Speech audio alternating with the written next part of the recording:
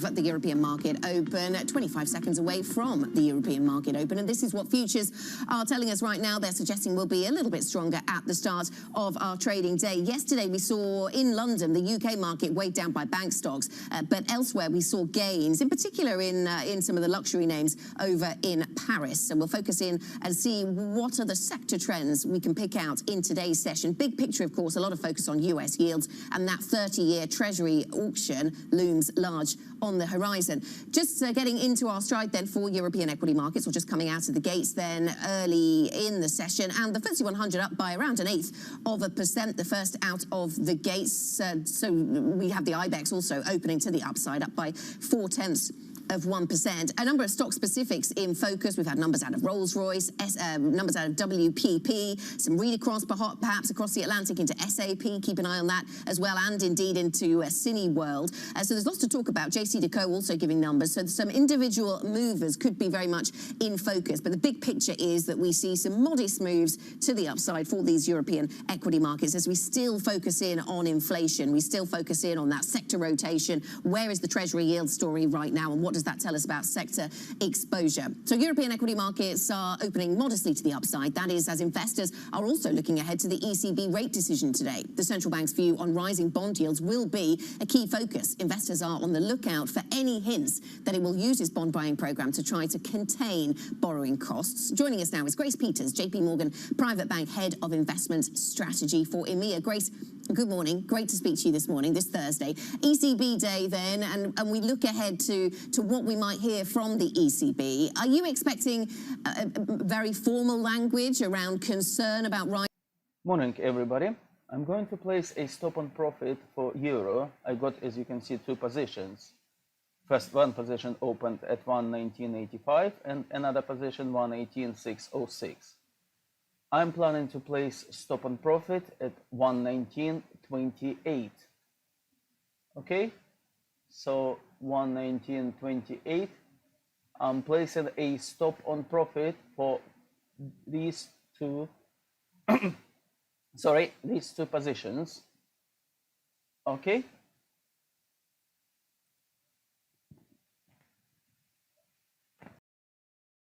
possibility that the ECB could explicitly say, how they would think about increasing asset purchases to push against a rise in rates if needed. I think that would be more meaningful in terms of a market reaction. And also they could talk about what they actually mean by, maintaining favourable financing conditions. So certainly the focus on yields is what markets are to be looking to. Yeah, we were hearing actually from PIMCO a little bit earlier on in the programme, Grace, about how their focus, or they think the most important numbers could be the headline and core HICP or inflation forecast for 2023. And I suppose that is something that the market will focus in on, the central bank's own expectations of where inflation heads from here. Certainly, and I think also it's worth considering that when you look at their all the data so far that we've had on the weekly purchases, they haven't made a real effort to really step up buying. So it'll be the tussle that we see between the verbal communication and then how they're actually planning to physically put that into action. How is all of this playing out for your European investment strategy then, Grace? How much are you focused on? We're not necessarily expecting a great change then in the messaging maybe, or action at least from the ECB. Is there anything that you could hear today that would make you question any of the positioning that you have at the moment? No, we're constructive on equities. I mean, the valuations are high, obviously relative to history in an absolute term, but we still think that equity markets are going to lead cross-asset returns, or certainly versus bonds, over the next 12 months. Within the equity complex, we are looking more to the US and also to China as areas where we see stronger and more reliable segments of growth. And I think Europe has some really interesting pockets, even if it isn't one of our top geographies when we look at it on an aggregate basis. And I would point certainly to sustainability factors, the E in ESG, that environmental driven growth where Europe is really leading. And we've got some good entry points now, because some of these stocks have pulled back some 10-15%, due to concerns around where bonds have got to. And then there are other things, luxury goods, you mentioned just before I came on air, but that's a key part of the European equity market, because when we look around the world and say, what does Europe have that other regions simply don't have, that our luxury companies are really front and center of that. And then, of course, Europe has a nice degree of cyclicality to it. When we look at the exposure to financials, insurance, industrial companies and mining, which has been an area we've been a big advocate of, then that cyclicality also can favor European equities. But we do see that lower in the pecking order geographically overall. Yes, some of those luxury names doing well again today. You can see that Kering is doing pretty well over in Paris, the retail sector, the second best performing in today's session. Grace, which are the other sectors that you're looking to play catch up on the cyclical front? Because I know that cyclical recovery is one of the themes that you and many others are playing at this time. How much of that cyclical recovery in, for example, aviation or those really beaten up sectors, how much of that is already done and how much of that is still ahead? I think there's another leg to come. Now, as you say, Anna, this has been something that it's not new. That the reflation trade has certainly been front of center in the market over the last few weeks. But actually, these rotations started back in around September time and accelerated through the fourth quarter of last year. The piece to me that's been left behind and that we're focused very strongly on at the private bank is the consumer segment, and particularly the switch that we're going to see, in consumer spending on services. All of this feeds into, obviously, physically, when people can move around, the end of lockdown and rising mobility. But also you've got a tailwind from fiscal spending. You've got a tailwind from the overall wealth effect that people have had from having accumulated savings over the last year. And I think when you look at Europe versus the US when it comes to consumer and pent-up demand, there's reason to favor Europe because we've had more restrictions around mobility. So, as you say, sectors like airlines, hospitality, parts of retail that include luxury, but also high street retail, I think are poised for quite a healthy recovery. And what's so fascinating here is that I think analysts are still underestimating this. Across the street, human nature is to be more cautious, and we don't yet have a full roadmap, apart from perhaps in the UK, for that reopening story. So I think cautious expectations, a big bounce coming, and potentially this longer-term wealth effect leaves the consumer in Europe in a very strong position. Okay, and you mentioned what's going on fiscally in the US there, Grace. We'll return to that theme shortly. Grace Peters, JP Morgan Private Bank, Head of Investment Strategy for EMEA. Thanks very much for your thoughts so far, and stay with us, Grace. Coming up on the programme then, President Joe Biden's $1.9 trillion stimulus bill has cleared its final hurdle in Congress. But what does it mean for markets and for investments? We got some clues as to Grace's thoughts there. We'll dive further into that thinking next. This is Bloomberg.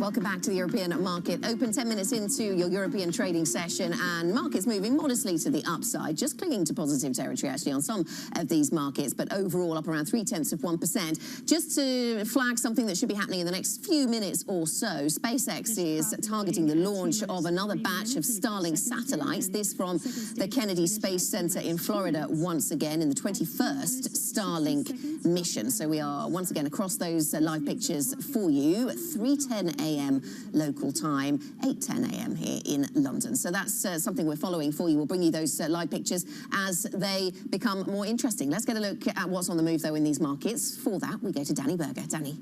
Anna, well, you know, everyone's concentrating on the rocket ship, but looking at stocks also moving higher as well. Eurazeo, that's the French private equity company. They did report.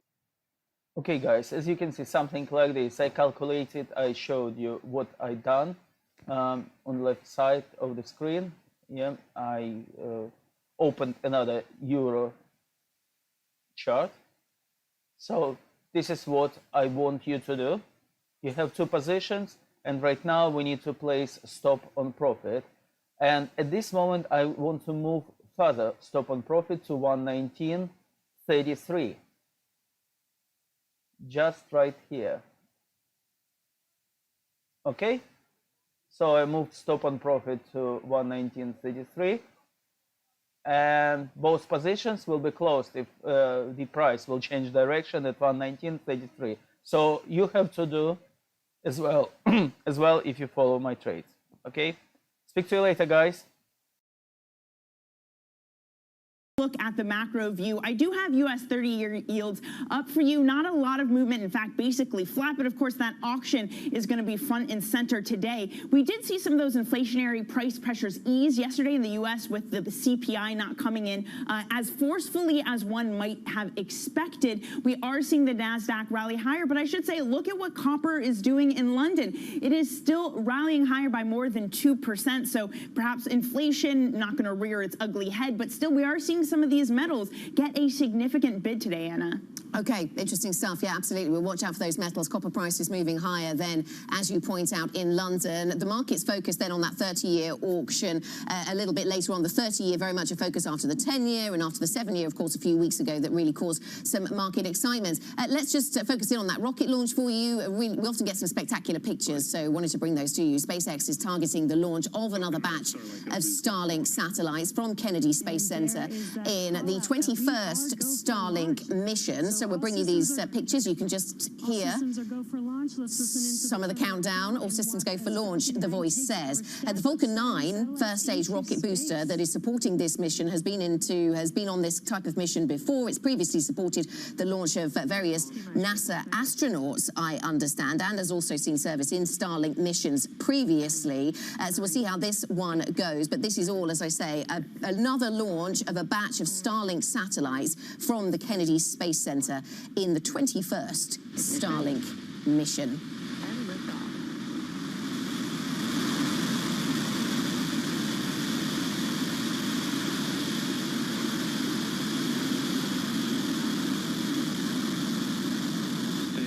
Vehicles pitching downrange.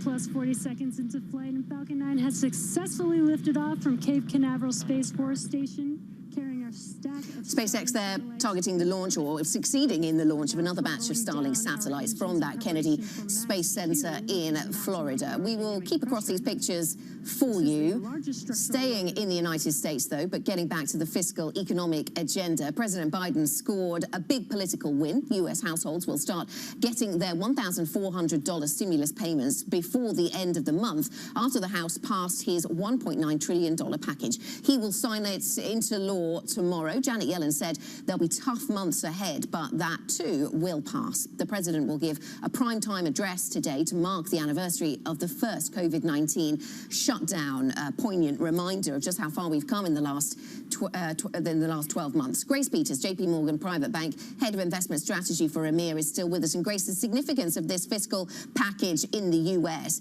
How much do you think about the fiscal package when you think about inflation expectations and the turmoil we've seen recently in bond markets? How much do you link that 1.9 trillion, which is bigger than many had expected it would be at this stage? How do you link those?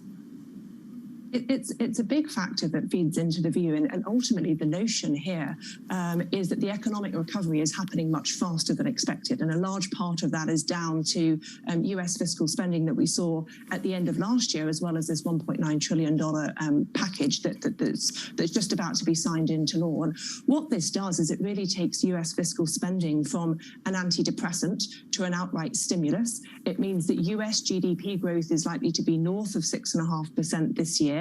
You're seeing, upward direction of travel on 10-year treasuries. We've got a target of 1.75 to 2% for the end of this year, and it is feeding into the market's concerns around inflation expectations. Now, we think that we're not overtly concerned when it comes to inflation expectations over the next 12 or 24 months, and that's because when you look back historically at key drivers of inflation, there's two factors that really are critical. Firstly, that's the labour market, and secondly, that's the housing market, and not the house purchase market, but the rental component of housing. So when we look at the US fiscal package, the checks going direct to households are probably the most stimulative piece of the package, but we think this is in all likelihood the last time that such checks are going to be written, and therefore we're expecting quite a large increase in US CPI through the second quarter, north of 2%, possibly up to 2.3, 2.4. But we do think that's going to come down below 2% by the end of this year and through next year as well. Right, and that's the important part, isn't it? Can we keep our heads if this is just a temporary move in inflation? Grace, I'm interested in something that you mentioned in your notes, and that is around your strategy at this time. You talk about a barbell between cyclicality and megatrends, and I wonder if we sometimes get too preoccupied by choosing, by being binary, by suggesting that you need to pick either value or technology at this point. And your wording, cyclicality and megatrends, seems to enable you to kind of pick both. Which is that the intention? That is the intention, because I think when you're looking for the sweet spot in an investment idea, you want to link that company to both the business cycle, but also to secular themes that have more longevity, beyond just the next few months, where we're going to see this post-lockdown boost, and where we've got some very easy base effects when it comes to some of the cyclical businesses. So we think by having the barbell approach at this point in the cycle, you're able to maximize the shorter term, more cyclical rotations that are highly correlated to bond yields, but also to keep an eye on opportunities that will arise in some of those longer dated megatrends. And our three megatrends are digital transformation, healthcare innovation, and sustainability. And actually, when we look now at markets, some of the best opportunities we're seeing are parts of the market that are arguably oversold because the market's got too concerned about inflation or the short-term rise that we've seen in bond yields. And so you can start picking up now some of these, companies exposed to clean energy or in some parts of technology at very attractive prices. Grace, thanks very much. Thank you so much for joining us today. Really good to speak to you. Grace Peters, JP Morgan Private Bank, Head of Investment Strategy for EMEA. Grace will be continuing her conversation with us on Bloomberg Radio at 9 a.m. UK time.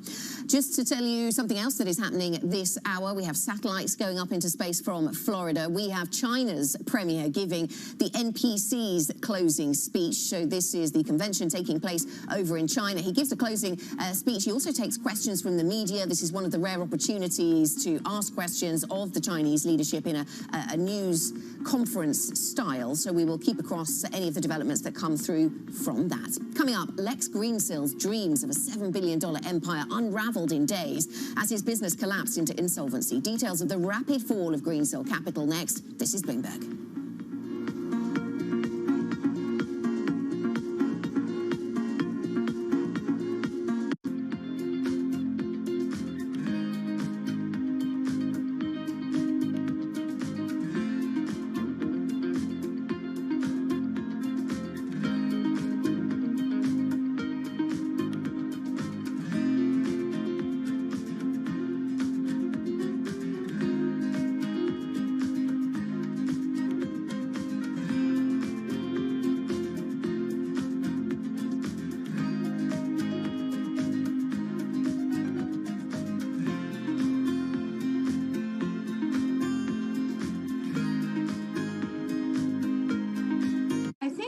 people expect that face-to-face learning is the ideal, but I don't think that we are ever going quite back to that. What we're seeing is more of this integration of the technology into the day-to-day.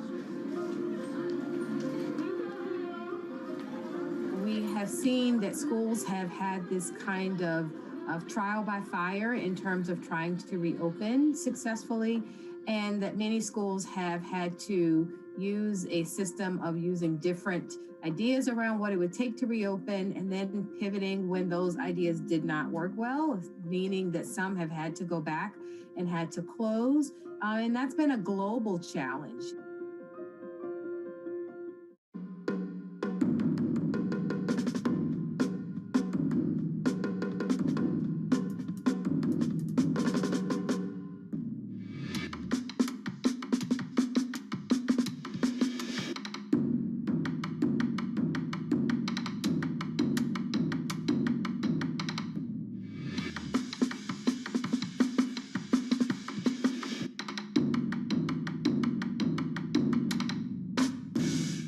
I think what we're seeing during this period of time is that communicating via video is not a fad. We are using it in all aspects of our lives, for work, for learning, for communicating, for staying in touch.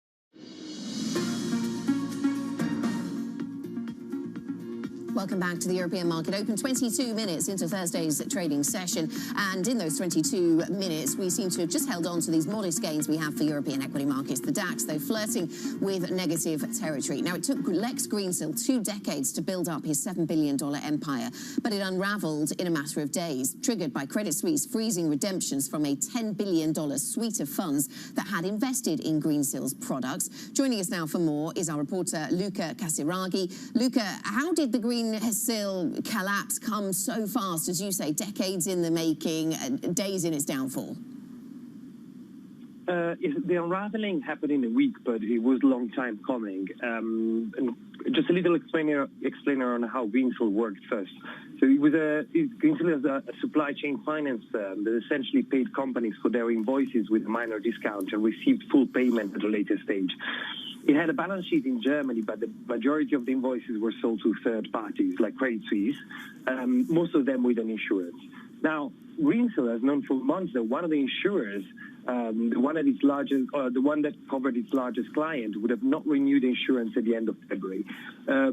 It seemed that it didn't tell Credit Suisse or other counterparties, but when the insurance lapsed, it set off a chain reaction that quickly brought the whole firm down. And hence the company filed for insolvency this week in UK and Australia. Yes, and what is the role here of Credit Suisse and SoftBank and other well-known names? You mentioned something of Credit Suisse, and I know that one hedge fund had decided to short Credit Suisse because of these frozen Greensill funds. I mean, what's the link here? Correct. The Credit Suisse was basically the main backer of Greensill. It enabled it to grow it in scale because it bought billions of the invoices that Greensill sourced and packaged, and then it put them in these 4 investor funds that until the end of February had about $10 billion under management. Its managers, however, were unable to spot something that I think was clear pretty much to anyone else. So the large part of the Greensill products were coming from one single client, and that single client was Sanjeev Gupta and his companies under the umbrella of the GFG Alliance Group. As we have learned from this week from court documents, GFG has an exposure of $5 billion to Gupta alone. And so this has raised a lot of questions about supply chain financing more broadly. Sorry, Luca. So I just wondered where this goes next. Well, it's quite big for Greensill here. Apollo is in talks to buy some units of the firm for $60 million, but even that deal now looks at risk. For Credit Suisse, probably there is an Israeli probe, and the bank has already suspended some of the managers involved. And for GFG, which is a large metals and steel group employing 35,000 people in 30 countries, now it hired as restructuring advisors. The first thing we need to sort out what it owes to whom, and that could take months. Okay, Luca, thanks very much. So we'll certainly watch this story as it develops, continues to develop then. Luca Casiraghi, Bloomberg News reporter, thanks very much for bringing us the latest. We are keeping a close eye on what's happening in China today. The NPC wrapping up there this week-long meeting at the National People's Congress. We're watching Premier Li Keqiang's annual briefing. It's one of the rare occasions where a top leader in China takes questions from the media. So far, a lot of this is focused on the jobs market. He said he was worried about employment as the pandemic began, but he says that tax cuts and subsidies helped keeping workers employed in 2020. We'll keep a focus on China. We'll get analysis on the Chinese geopolitics and economics next. This is Bloomberg.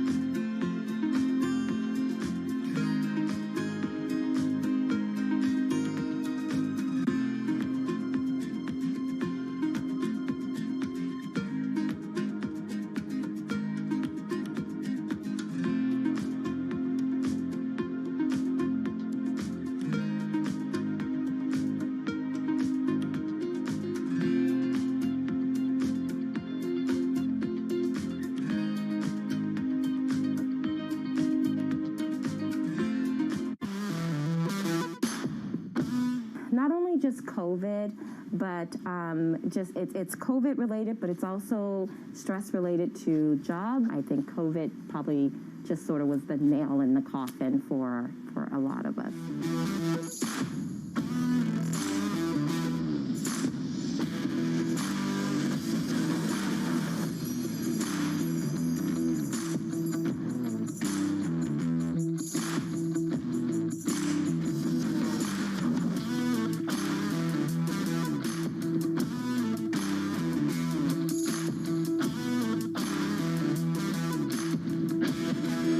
Having the destruction room here is also a very healthy outlet. I do not encourage it as something that we do on a regular basis, but I do find that when people come in, being able to break plates, being able to write out whatever's on their mind and letting it go. Let's move stop on profit. I'm going to move stop on profit to 119.38. I'm going to put stop on profit to 119.38. Okay, so you have to do the same. This is all about, if you follow our trades, just do that, and whatever happened, you will get filled and you will sell with profit your position. Your total positions will be with profit. As you can see, top position will give you a small loss. Position that you opened at the bottom will give you nice profit. Total, your account will be in profit, right?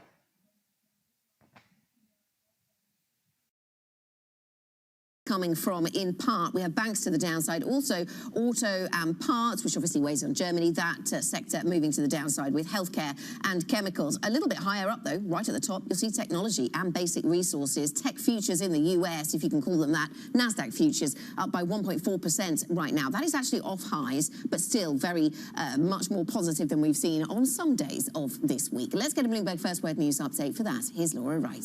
Thanks, Anna. President Joe Biden's $1.9 trillion stimulus bill has cleared its final hurdle in Congress. He plans to sign it on Friday, but the partisan divide over the package signals the president may have difficulty passing his larger, longer-term economic plan later this year. The EU is urging the UK to come clean about its vaccine exports. It's the latest salvo in a heated dispute, with the bloc accusing Britain of having a ban on sending shots overseas.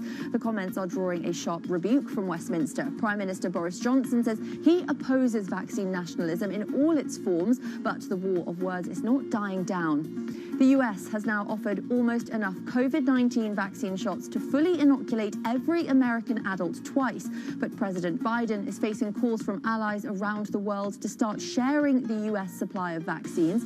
The White House says the priority is giving shots to every willing American before sending them abroad. China's lawmakers have approved a sweeping overhaul of how Hong Kong chooses its leaders. It's the latest major step in Beijing's efforts to tackle opposition in the Asian financial hub. The proposal is expected to change the size and makeup of a body that picks the city's leader. Nobody in the National People's Congress voted against it. One person abstained. Global news 24 hours a day on air and at Bloomberg Quick Take, powered by more than 2,700 journalists and analysts in more than 120 countries. This is Bloomberg. Anna. Laura, thank you. Laura Wright here in London. Back to the Chinese theme today and the MPC just coming to a close. It's usually 2 weeks, just 1 week this year for the MPC, the People's Congress, taking place in China. We see Premier Li Keqiang there taking questions from the media. He's being asked about unemployment in particular and certainly started off on that subject and thanking reporters for following the developments at the MPC and taking those questions. Let's get more on China as the biggest political gathering of the year comes to a close today. We're watching those live pictures of Li Keqiang. It is one of those rare occasions when a top leader of the world's second largest economy takes questions from the media. So joining us now is Iris Pang, ING Bank Chief Economist for Greater China. And Iris, earlier on in this Congress, one of the big headlines to come out of this was around growth expectations for the Chinese economy. And some said this growth expectation is much lower than we'd anticipated. Others said, don't worry, it's about technology, it's about the right kind of growth, it's about moving up that economic food chain. How did you interpret the comments around expected growth? My comment is that the bar has been set too low. About 6% is like saying nothing at all, because the market consensus of this year's GDP is about 8%. We have already discounted it due to some risk of COVID comeback in the western side of the world. So our forecast is 7%. So 6% is saying nothing at all. And I believe that there is this growth target is a weighted average forecast, which could include a scenario of COVID comeback in China, which I do not believe in because of the very strict lockdown measures in China. Okay, we're just getting some further comments about the labour market. China to expand new channels for creating jobs, so says the Premier. We'll keep following these pictures. Iris, when it comes to bubbles in China, how concerned are you about that? We heard from the banking regulator about bubbles recently, and perhaps there's some expectation we get a sense from the NPC today about how widespread that concern is. Actually, if you are referring to the bank regulator's comment on bubbles, he actually referred to bubbled in foreign markets, not in the domestic market in China. So he is not referring to China. But China really has a bubble in real estate developers, and they are actually doing some deleveraging reforms on them and having new policies to restrict their loan growth. But actually, honestly, the policies have been in place to limit loan growth of banks to those real estate developers. So I think that the new measures will limit also debt issuance of real estate developers. So we will see a deleveraging in this part of China, but not the whole China. That's interesting, Iris. Yeah, I think there was some concern domestically, but you're right. He also did refer to the global context. What about relationships with the US, relationships with the West? And I'm thinking here about Hong Kong in particular. China's parliament approved earlier on today an overhaul of the Hong Kong elections. This is no doubt going to put Hong Kong democracy front and center for the West once again. I think this issue will increase the tension between China and US and China and UK. So this Hong Kong is a city of China. So Hong Kong cannot decide on itself on this issue anymore. So this is actually a given for Hong Kong. But for China, it means that doing this increase the challenges when it faces to other major countries in the world. They will talk about it. They will put pressure on China. So the international political tension will increase. And this is not good for China because China is fighting another thing, which also catch international politics attention, which is the technology war. So it will also those economies will also link this to the technology of China when they talk about it, especially when they meet with US next week. Yes, and we'll focus very much on that meeting. And Iris, there are plenty of points of tension when it comes to treatment of minority groups, the technology war that you mentioned there. But there is also a sense that the whole world moving even higher. Stop on profit. I'm going to put stop on profit to 119.43. Okay. 119.43.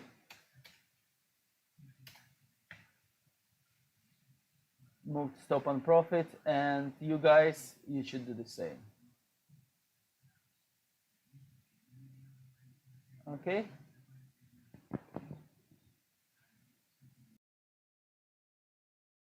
Concerned that China cannot attain net zero emission by 2060. But then all this means that we need more investments to reduce CO2 emission, which will increase GDP in the short term. But whether it will boost GDP in the longer term is a question mark, because it is also a cost for the companies that emit CO2. Iris, thanks so much for your time. Good to speak to you. Iris Pang, ING Bank Chief Economist for Greater China. Good to get your thoughts as we watch these live pictures, this rare chance for the global media to ask questions of the Chinese leadership. Coming up on the programme, Robinhood's CEO rebukes his critics and calls for investing to be just as common as online shopping. More from our exclusive interview with the CEO of Robinhood. That's next. This is Bloomberg.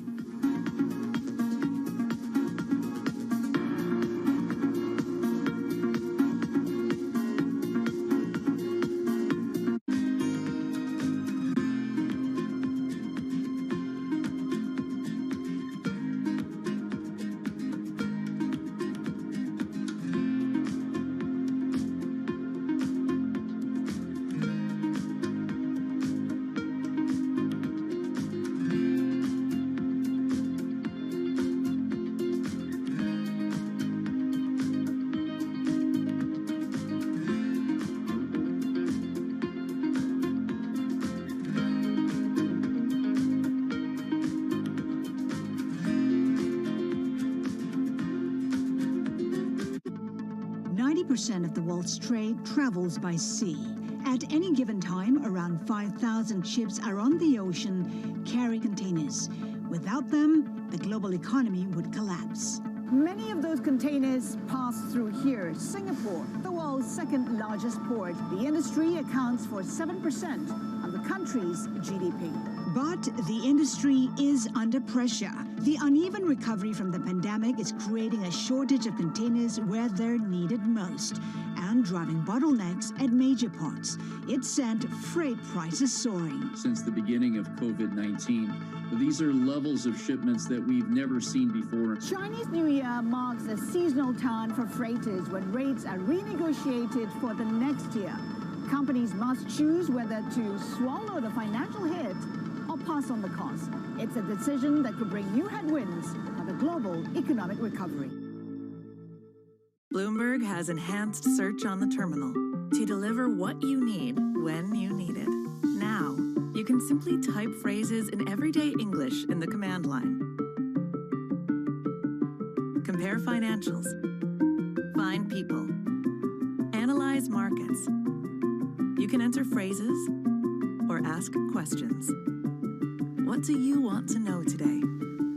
Ask a question or visit SearchGo to find answers now. Valuations, particularly, sort of the technology landscape, have gotten to some pretty extraordinary levels. So I think it's not a surprise. I don't think it's any indication of the beginning of the end, but I do think markets don't like uncertainty.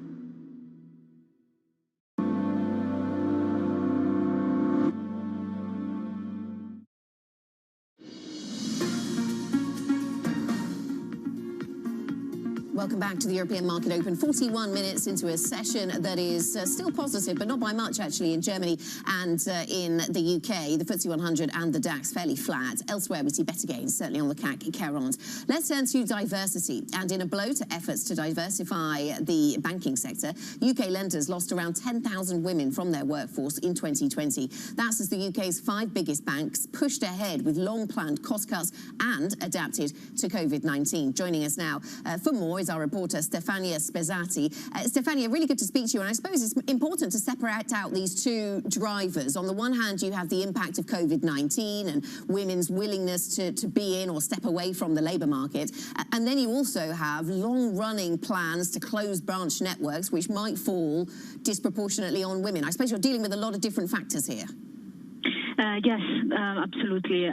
We basically have analyzed those data and using the annual report and the disclosure from the biggest UK banks.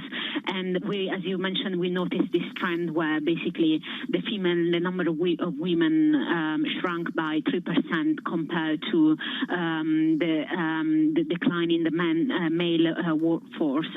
And as you mentioned, yes, there are absolutely different drivers. Definitely the pandemic has not been helpful because, the homeschooling and all the other duties that generally women are up to at home. So definitely the burden of those has fallen disproportionately on women. And then also there are many closure of branches across the UK, across the country, because the pandemic has meant that many banks have basically mainly focused on digital and on their technology to serve clients from home. And generally, women have those client-facing roles. So we always, so that's also, is a factor explaining this trend. Yes, and in terms of the senior leadership roles that women take in finance, Stefania, specifically in the UK, although I know that the COVID impact is a much broader global conversation, but in the UK, we have seen some progress being made in appointing more female executives in the banking sector in recent years. And I suppose the question is whether the pandemic has caused difficulty in that regard. This is actually an interesting point, very interesting point, because from the data that we have analyzed, basically it shows that banks are really trying to make an effort in promoting more females. So, for instance, Standard Chartered, there are more women promoted than men in 2020. So that's it's a good sign, it's a positive sign, and it shows that banks are committed to diversity and to increase the female presence in their workforce. Obviously, then there are other factors that we mentioned before, and some of them just decide to leave the workforce altogether and just to do basically to get the role of mothers and housekeeper. Yeah, really interesting. That's something that's wider than just banking, but it certainly falls on banking just as elsewhere. Stefania, thank you very much. Jane Angardia, formerly of Virgin Money, running that review in the UK, saying in the short term it could be inevitable that banks fall behind on diversity goals. What happens next is not inevitable. A nice place to leave that particular conversation. Thanks to Stefania Spezzati for joining us. Let's get a Bloomberg Business Flash. For that, here's Laura Wright. Thanks, Anna. Digital games company Roblox has gone public, hitting a valuation of $45 billion. The firm has done well during the pandemic, with its revenue and user base growing. 2/3 of US children aged between 9 and 12 use the platform, and Roblox is focusing on maintaining that safe space for children. Most of our systems have scaled very, very well with our users. Our infrastructure is scaling well, so we don't see any issue with scaling that moderation function, which forms the foundation, really, of the platform. Apple isn't letting controversial social media app Parler back into the App Store. It was kicked off the platform in the wake of the riot on Capitol Hill January 6th. The iPhone maker asked Parler to change its moderation practices, but it says the new community guidelines still do not comply with App Store rules. No comment yet from Parler. Dating app Bumble is giving an upbeat outlook for revenue, signaling optimism that people will return to their social lives after lockdowns. It's the first earnings release since going public for the app, where women make the first move. It's planning international expansion in some key Asian and Latin American markets. And they're also launching a friendship spin-off called BFF, as well as a more business-orientated focus called Bumble Biz. So maybe LinkedIn has something to watch out for there. Maybe it does. I look forward to a time where we can make friends for real in the real world. Laura, thanks very much. Laura Wright here in London. Now, Robinhood isn't wavering in its mission to open up investing to everyone, even amid meme stock scrutiny and dozens of lawsuits. That is according to its CEO, Vlad Tenev. In an exclusive conversation with Emily Chang, he discussed the company's plans to go public and whether Robinhood is considering selling some shares directly to customers. Clearly, this is a business that requires capital, and I think we've shown that we have a variety of means to capitalize the business. And we see a huge growth opportunity ahead of us. And I think it's a seminal moment for the individual investor. It's an opportunity for us to serve them and to continue to elevate the individual investor in the eyes of the American public. So that's my focus, just squarely on customers and delivering for them. And I think all of the other things are just in support of that core mission. You are facing dozens of lawsuits. What is your intention on how to fight these, and do you have any concern that could impact your IPO trajectory?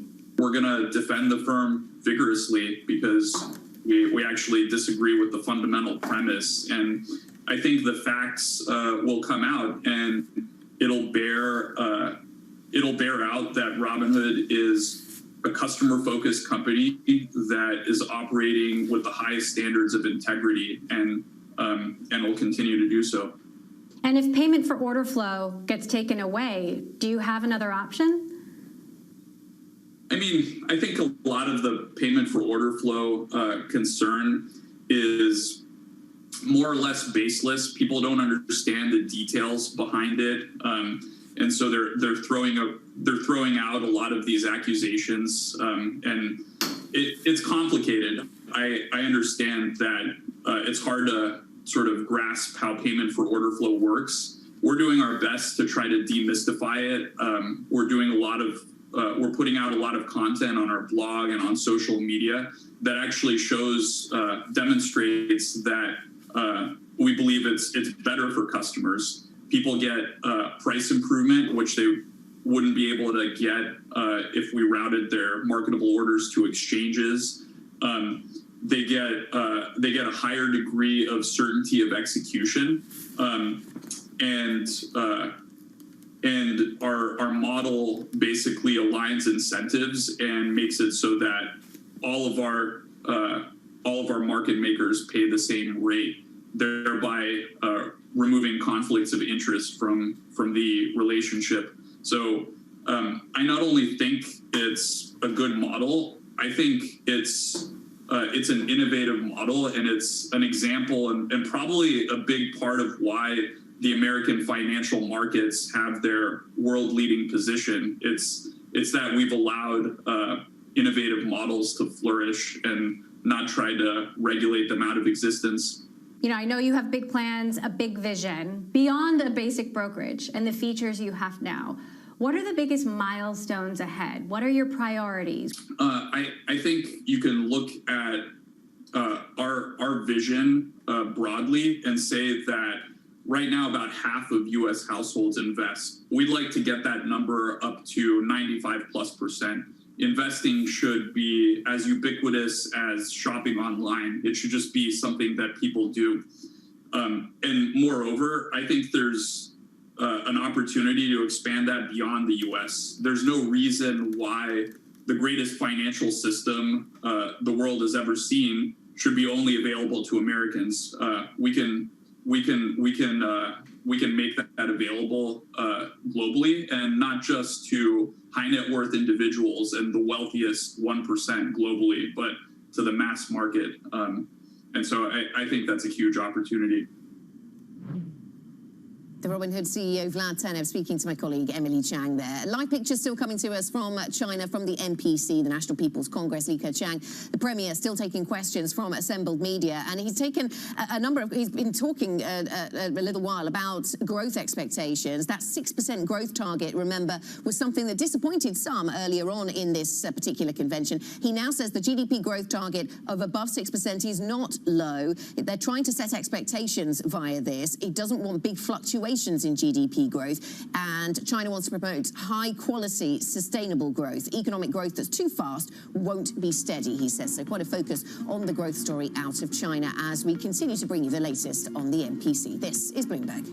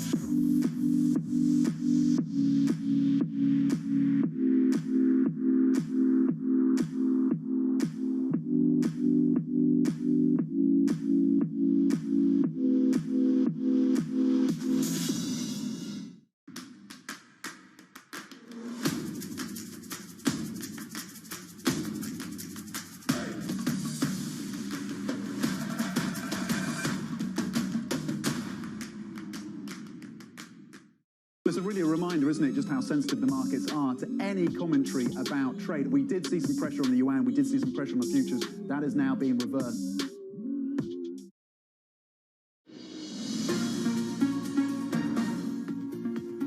Welcome back to the European market open. 54 minutes into a trading session where the DAX in Germany just moves to the downside. The CAC 40 keeping things positive here in Europe, up by 0.3%. Joining us now with more on the markets is Laura Cooper, Bloomberg's Markets Live macro strategist. And of course, we're looking ahead then, Laura, to the ECB today. A lot of the guests we've been talking to are not expecting too much in terms of policy change, but a lot of the language around rates and the impact that has on financial conditions within Europe, that's going to be interesting to watch. That's certainly that is the key thing to focus on today, is just markets are craving clarity from the ECB because we've had such mixed messages on how they view rising yields. So we've seen some governing council members see rising yields as reflective of growth prospects, whereas others are warning that it could cause premature tightening of financial conditions. We want to kind of figure out what is their game plan going forward. And then we don't necessarily know what those financial conditions actually are. They want to shift to a new holistic measures to gauge those, but we don't have any insight into that. So markets will really want more clarity around that. And I wouldn't expect any changes in terms of their PEP purchases right now. You know, markets do expect potentially them to extend the purchase plan beyond March 2022, but it's really all about Lagarde today and whether she can kind of provide some calmness to markets after that late February bond rout. Yeah, how much focus, how much clarity do we get from the ECB on what they want to see in bond markets? Briefly then, Laura, we look ahead to a US Treasury auction, long tenure as well, which could be interesting. Yes, so I mean, the 10-year yesterday wasn't great, but, you know, markets were so nervous heading into it that even the fact that it wasn't a disaster, markets kind of took that as a positive sign. And I think it's quite interesting, the 30-year today, yes, we could see some shakeup in terms of Treasury yields. You know, they are kind of on the back foot today, but I think it's likely just potential some ripples, but ultimately like some consolidation is due. We don't have those same factors in play, those technical forces like we did back on February 25th that kicked off that rates turmoil, largely kind of prompted by the Asian session. So those aren't in play anymore. So, you know, potentially some shakeup today, but nothing I think to worry about. Okay, the 30-year tenor then certainly in focus. Thanks very much to Laura Cooper, Bloomberg Markets Live macro strategist. The ECB in focus throughout the day here on Bloomberg TV. Surveillance Early Edition is up next. This is Bloomberg.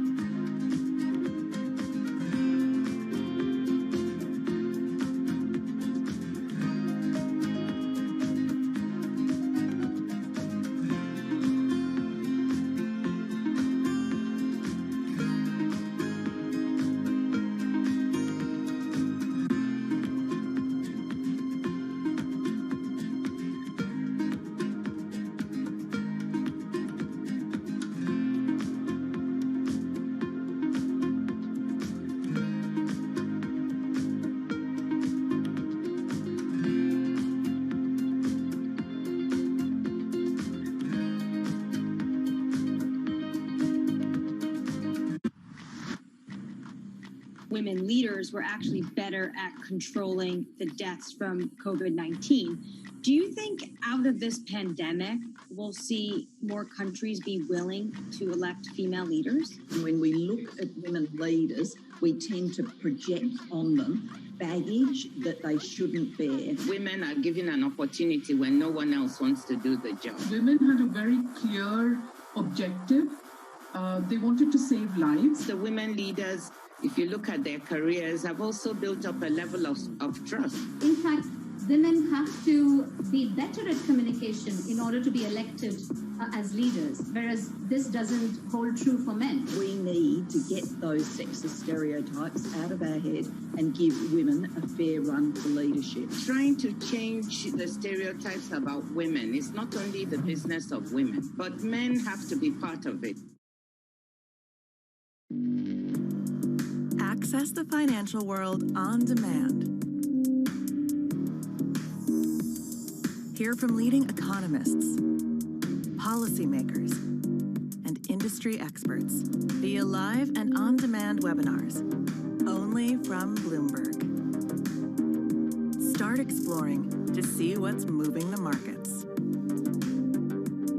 Visit Bloomberg.com/webinars.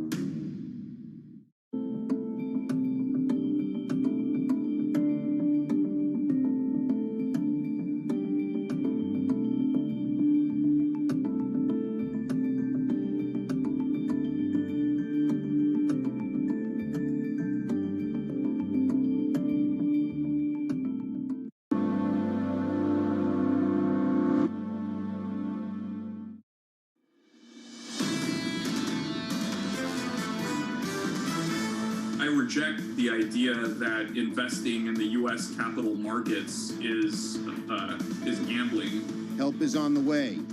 You will receive $1,400 checks by the end of March. Financial transaction taxes have not worked. It's easy for us to relocate our business. This is Bloomberg Surveillance, Early Edition with Francine Lacqua.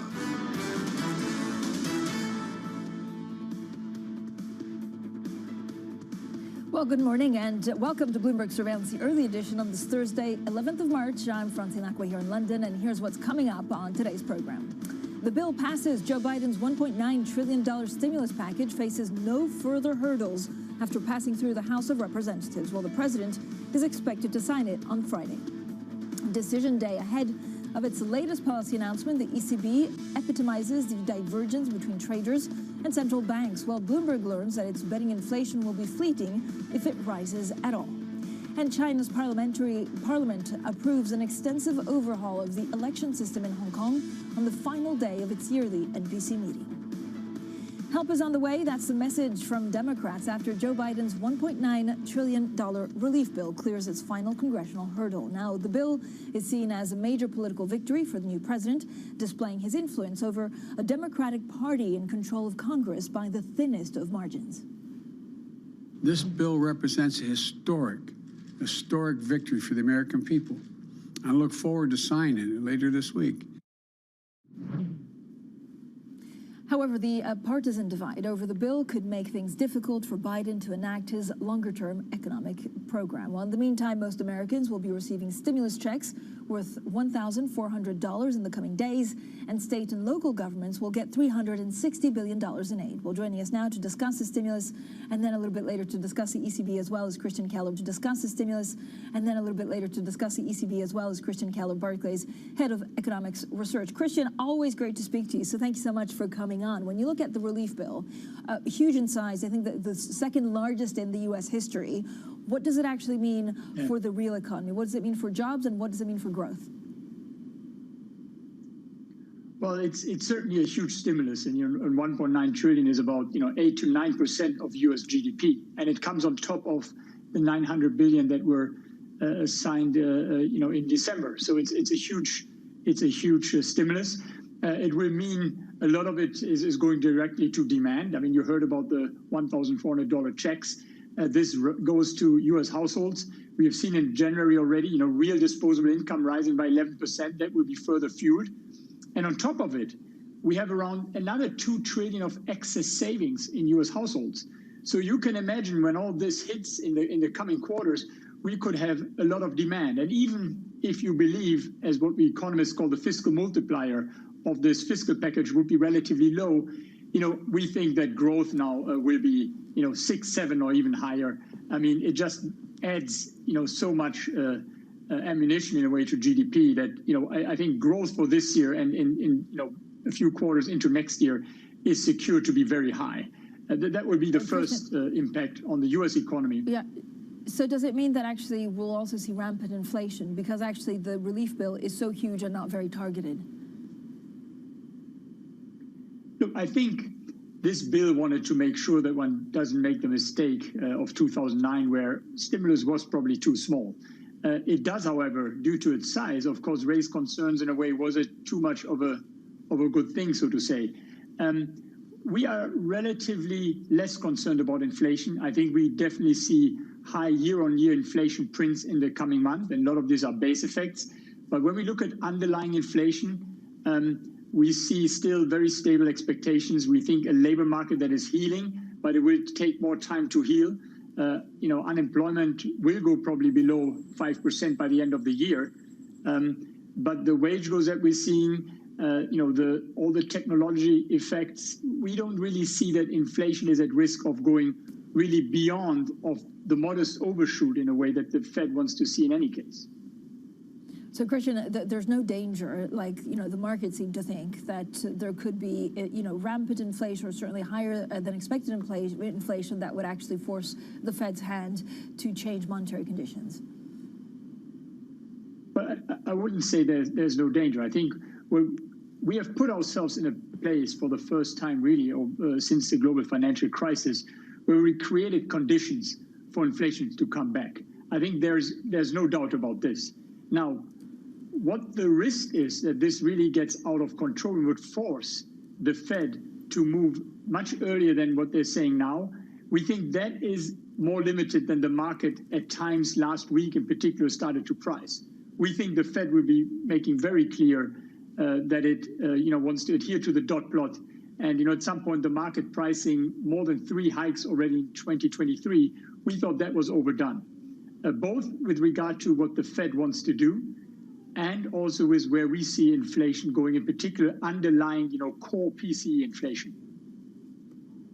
Christian, talk to me a little bit about China. So we have the NPC. We'll talk, of course, about Hong Kong shortly. But is there a danger that we could also, without realizing, start to import inflation from China? And if yes, how do you measure it? Well, I mean, I think it will not be without realizing. We do see it. We see obviously Chinese producer prices going up. And that is a function of global commodity prices, which... It's all about euro today.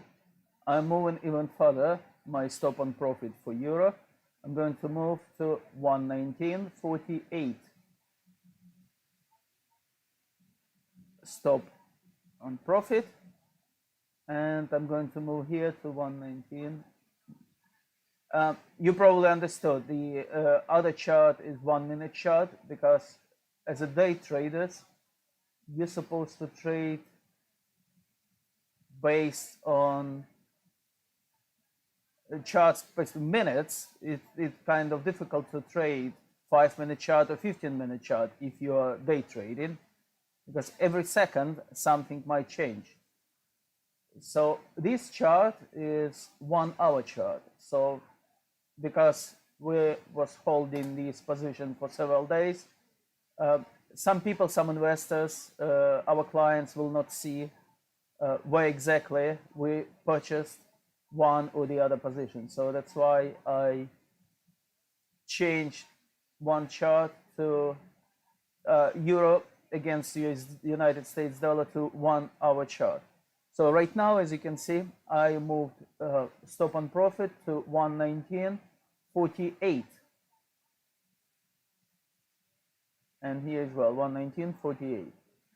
Okay, both positions, if will close, if price will change its direction. So I don't have to worry much about anything. And because I am trading on every minute basis, you can say like that, that's I'm not really worried about gap or something that might happen with securities or not really tradable pairs. Euro trade per day, as far as I remember, people trades and total exchange of money goes to 5.7 trillion pounds per day. So this is quite kind of big amount, and I'm not really worried about gap or something similar to happen. I'll speak to you later, guys. Stay safe, and please do, if you hold positions, please do change your stop on profit to the level I put you on.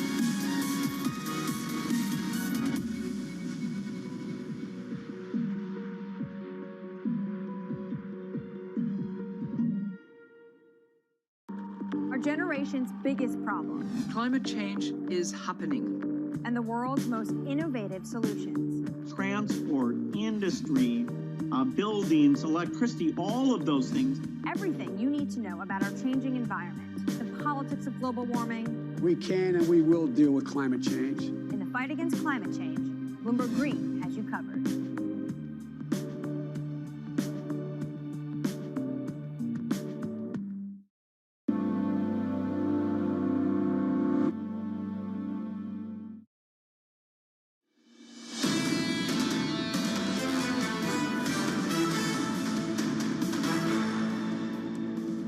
The central policy of the ECB will be masterful inactivity.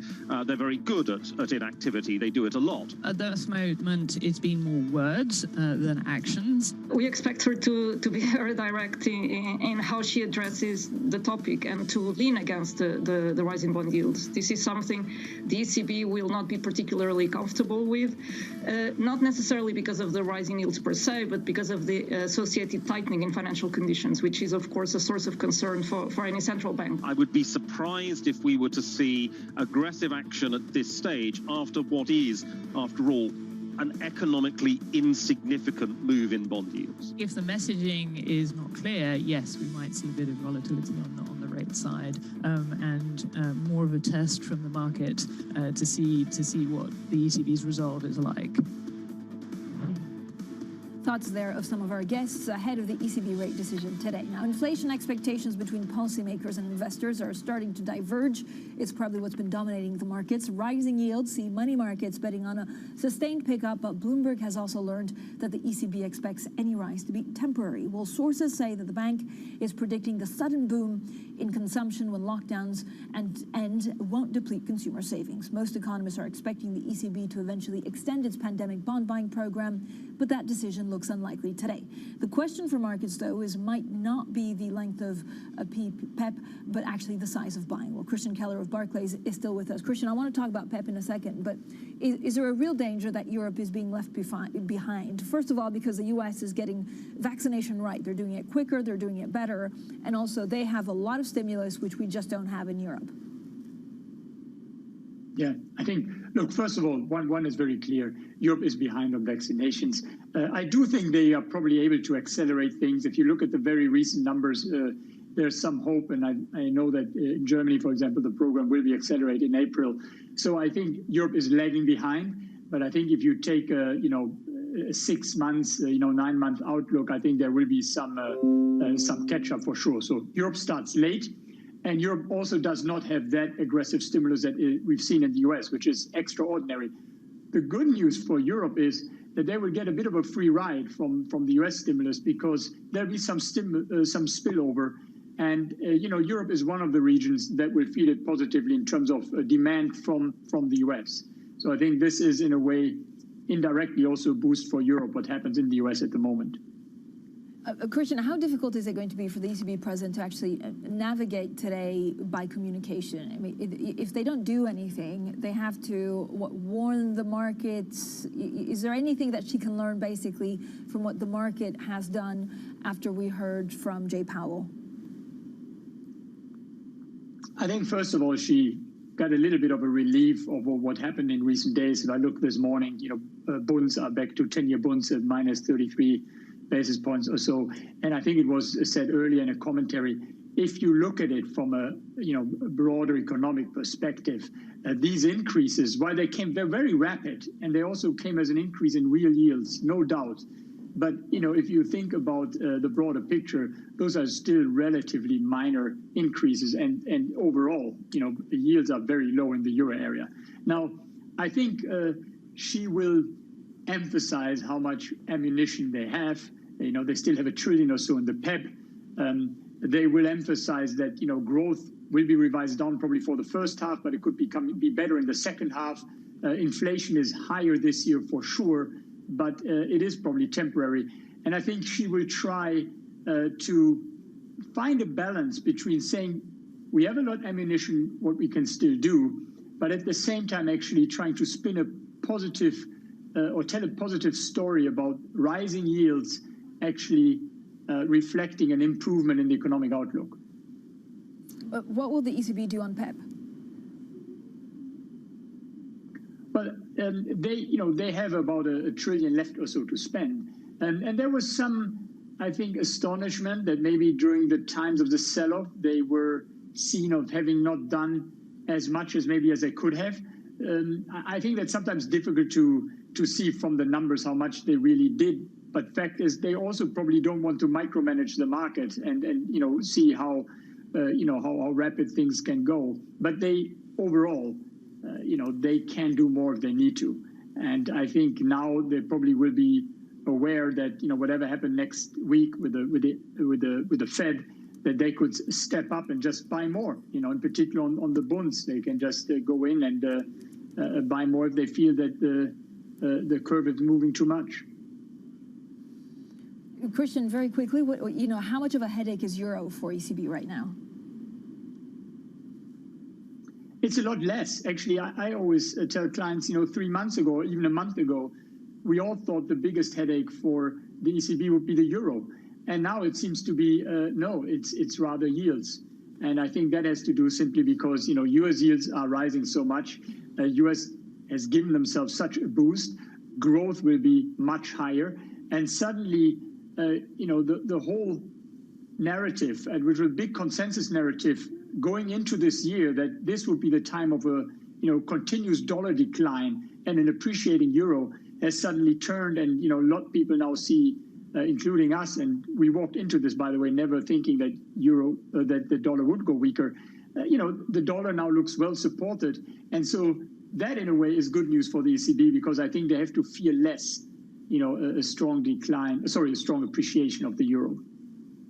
Christian, thank you so much. Christian Keller there, Barclays Head of Economics Research. Of course, we talked about stimulus and now the ECB. Don't miss our coverage, our special coverage of the ECB policy decision on Bloomberg TV. That's from 12:45 p.m. UK time. Now let's get straight to the Bloomberg First Word News. Here's Leanne Gerrans. Hi, Leanne. Hi, Francine. The EU is urging the UK to come clean about its vaccine exports. It is the latest salvo in a heated dispute with the bloc, accusing Britain of having a ban on sending vaccines overseas.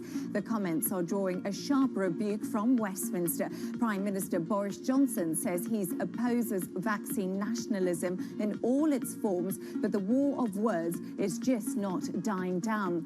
Now, the US has ordered almost enough COVID-19 jabs to fully vaccinate every American adult twice, but President Biden is facing calls from allies around the world to start sharing the US supply of vaccines.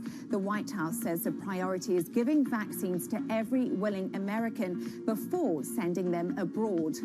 And one of President Biden's pick for senior Treasury post is getting to work before even being nominated. The formal process to make Nellie Lang the Treasury Undersecretary for Domestic Finance is being held up, but we're told she's already the point person on financial regulation and stability. Lang and the Treasury declined to comment. Global news 24 hours a day on air and on Bloomberg Quick Take, powered by more than 2,700 journalists and analysts in more than 120 countries. I'm Leanne Gerrans. This is Bloomberg. Francine. Leanne, thank you so much. We'll have plenty more, of course, in the First Word News. There's also a SpaceX rocket launch, I think, which we need to keep an eye on. Now, coming up, China's NPC wraps up. We're watching Premier Li Keqiang's annual briefing, as it's one of the rare occasions that a top leader of China takes media questions. Well, more on that next with our Stephen Engel from Hong Kong. This is Bloomberg.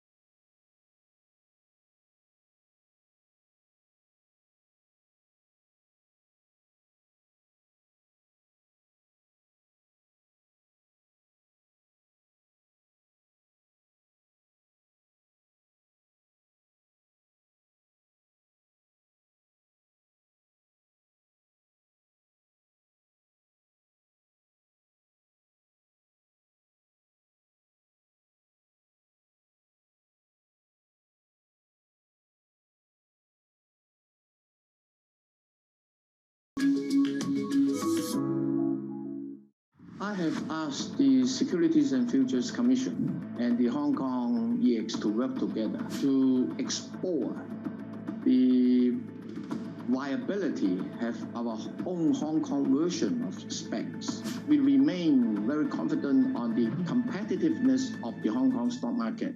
Mercedes-Benz is on a path towards CO2 neutral mobility. So we have flicked the switch there, and really we're going to step by step electrify everything. And what does that mean? Combustion engines get electrified.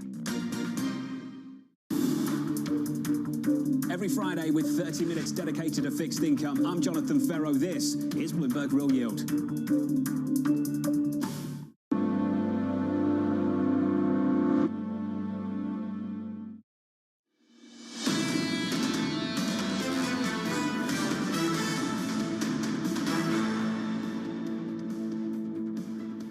Economics, finance, politics. This is Bloomberg Surveillance, the early edition. I'm Francine Lacquet here in London. Now, China closed out its annual meeting of the National People's Congress by passing sweeping overhauls by the election system, or for the election system in Hong Kong. The Patriots Governing Hong Kong Bill was passed with 2,895 lawmakers approving the change, with one abstention and none voting against. Now, it also marked China's shift to what it calls sustainable growth targets and policies. Premier Li Qiang is giving a press conference right now. So to round up all of the news is our chief North Asia correspondent, Stephen Engel. Steve, first of all, if you look at some of the key takeaways, it's about growth, but it's also about Hong Kong. What did you pick out as most important? Well, obviously, the developments on Hong Kong are the most pressing for us here in Hong Kong, and perhaps might get the most attention around the world, because these are going to be some of the most significant, if not the most significant, political changes for this territory since the return from Britain to China back in 1997, and potentially could eradicate opposition, at least the last iteration of opposition and the pan-Democrats. Li Keqiang did speak about it in a few minutes ago in this press conference. He didn't give a lot of details, though, and he basically says that the Chinese central government in Beijing will, truthfully or fully and faithfully implement one country, two systems that grants Hong Kong its semi-autonomous state, right? Central government will continue to give Hong Kong its full support, but again, he did mention that this is a SAR region, a special administrative region, that must be governed by patriots, and that is the key to the changes to the electoral law. Now, we don't have details of the electoral law, but it now goes to the Standing Committee of the National People's Congress, a 175-member body. They will flesh it out and then very likely approve it, because the NPC approved it unanimously with only one abstention, 2,800 plus votes in favor of it, nobody against it. It goes to the Standing Committee. Once it's approved, then it will be promulgated onto Hong Kong. Stephen, China's crackdown on Ant and Jack Ma, what does that actually mean for the country as a place for big tech to both emerge and to invest? Yeah, it's interesting. I just left the press conference listening to it, where Li Keqiang was talking about the need to increase R&D and technology. Of course, we know as part of this new five-year plan, they want to invest billions and billions more in research and development into core technologies like semiconductors, not to be reliant on the United States going forward. But at the same time, you have this almost simultaneous crackdown on fintech, which scuppered the Ant Group IPO, of course, in November, and has cast a bit of a pall on technology companies. So many people are asking, well, you're emphasizing technology in the five-year plan, but at the same time, you're chopping down your national champions in technology at the knees. Well, again, a lot of the officials that we've talked to say, we're not chopping down these companies. We still want these national champions like Alibaba, but we need to contain the risks in the financial system from unchecked lending, consumer lending, as well as level the playing field for new entrants. Thank you so much, Stephen Engel, there, our chief North Asia correspondent. Now, coming up, we talk about house prices, high-end house prices in London. This is Bloomberg.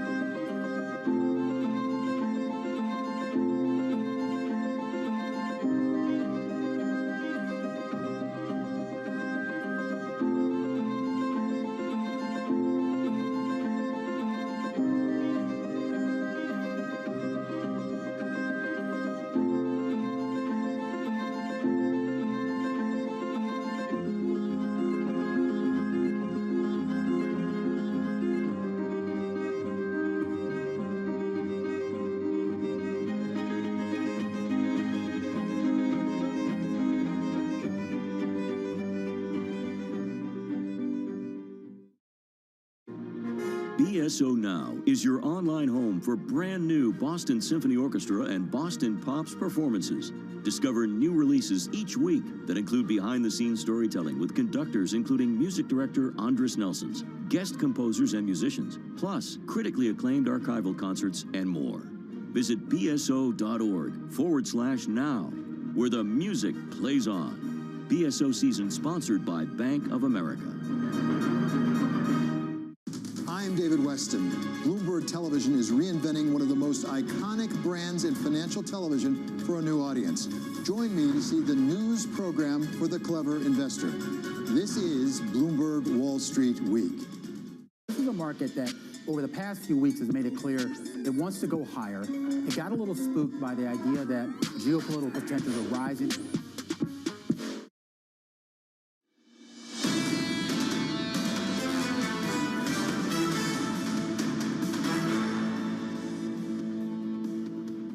The bill passes. Joe Biden's $1.9 trillion stimulus package faces no further hurdles after passing through the House of Representatives.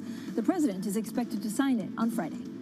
Decision day ahead of its latest policy announcement, the ECB epitomizes the divergence between traders and central banks. Bloomberg learns that its betting inflation will be fleeting if it rises at all. And China's National People's Congress comes to a close. The country's leadership overhauls Hong Kong's election rules. The premier says a 6% growth target is not low. Well, good morning, everyone, and good afternoon if you're watching from Asia. Welcome to Bloomberg Surveillance, the early edition. I'm Francine Lacqua here in London. Now, straight to the markets, we're expecting a bit of jobs numbers out of the U.S. later. We also had that 10-year Treasury auction. The NASDAQ actually ending yesterday lower. Futures, though, climbing this morning. The recent volatility in tech-heavily index has been characterized as a sharp sell-off to start the week, following by dip buying. Now, yet under the surface, many of the moves are being driven by hedge funds forced to pair their bearish bets. Well, joining us now is our Danny Berger. Danny, first of all, what are you exactly seeing? There's still quite a lot of tech volatility around. Yeah, there really is. And I think some of the question behind this is how much of it, at least some of the rebounds we've seen, how much of it is due to more risk appetite, more enthusiasm.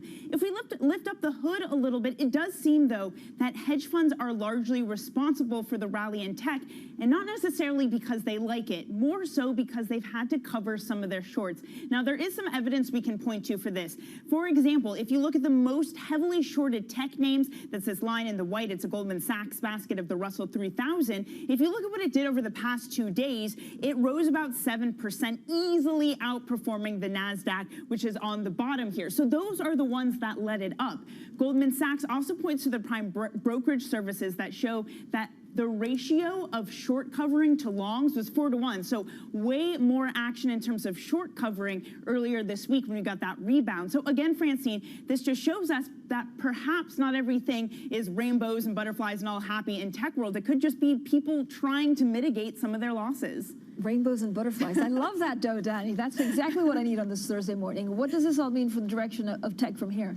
Well, hopefully more rainbows and butterflies. And unicorns. And unicorns this time, yeah, exactly. Well, look, one of the things we can look at in terms of trying to divine what's next for what's been a very volatile week is just positioning of these hedge funds. So this is CFTC data, and this is back on Tuesday. The data is delayed a bit.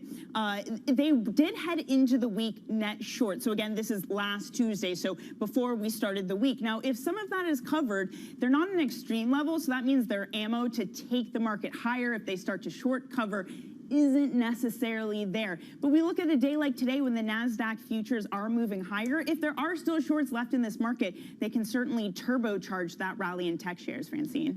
I think my 6-year-old even asked me what a SPAC was yesterday. So we're hearing BuzzFeed. I know we're reaching peak. So BuzzFeed is looking at listing through a SPAC. And then there's this amazing, I know you were all over this amazing ETF story where they actually are producing an ETF called FOMO for the everything rally.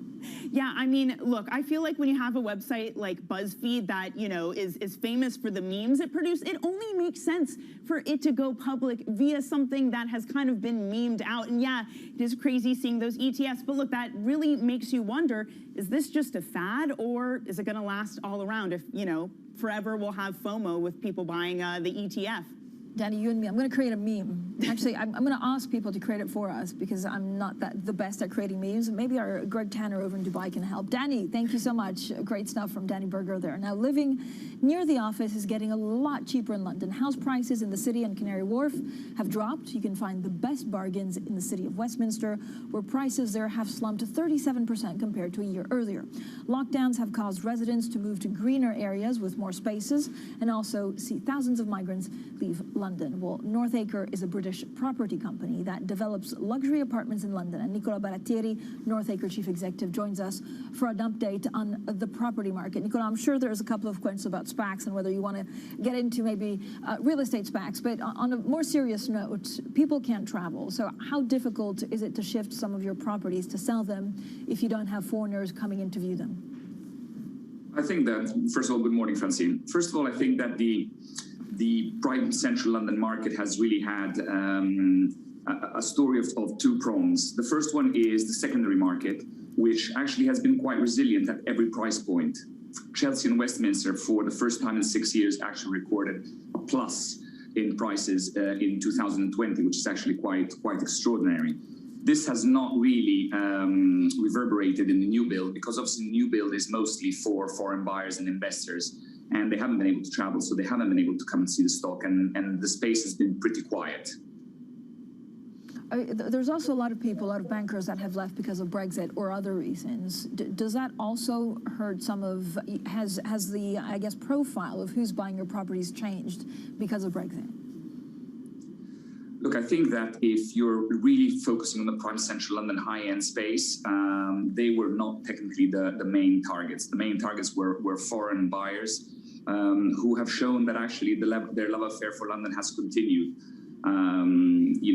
Viewings incredibly in an electronic format actually have been very strong. They haven't translated into new buys simply because when you spend something like 5, 10, 20 million on a property, you want to come and see it.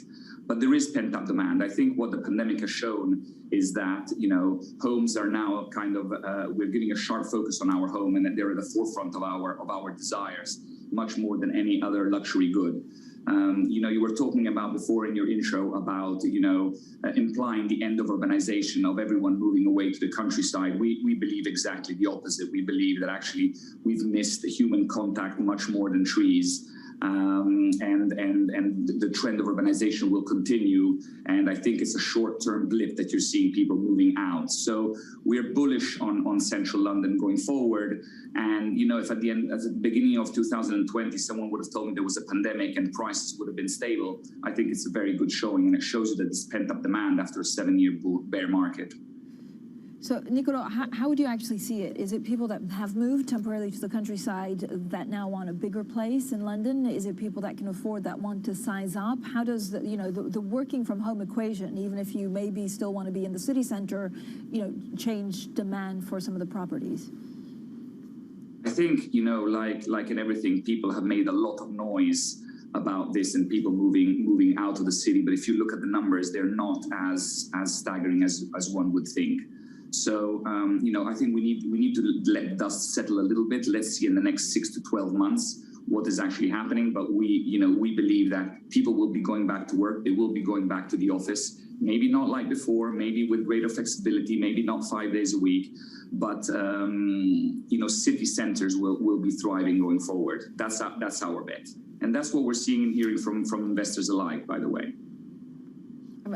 Honestly, Nicola, I don't know one single person that does not want more space, and then the question is whether you can afford it in central London or not. Nicola, so it's just been over a month, I think, since the BNO visa program was introduced for Hong Kong.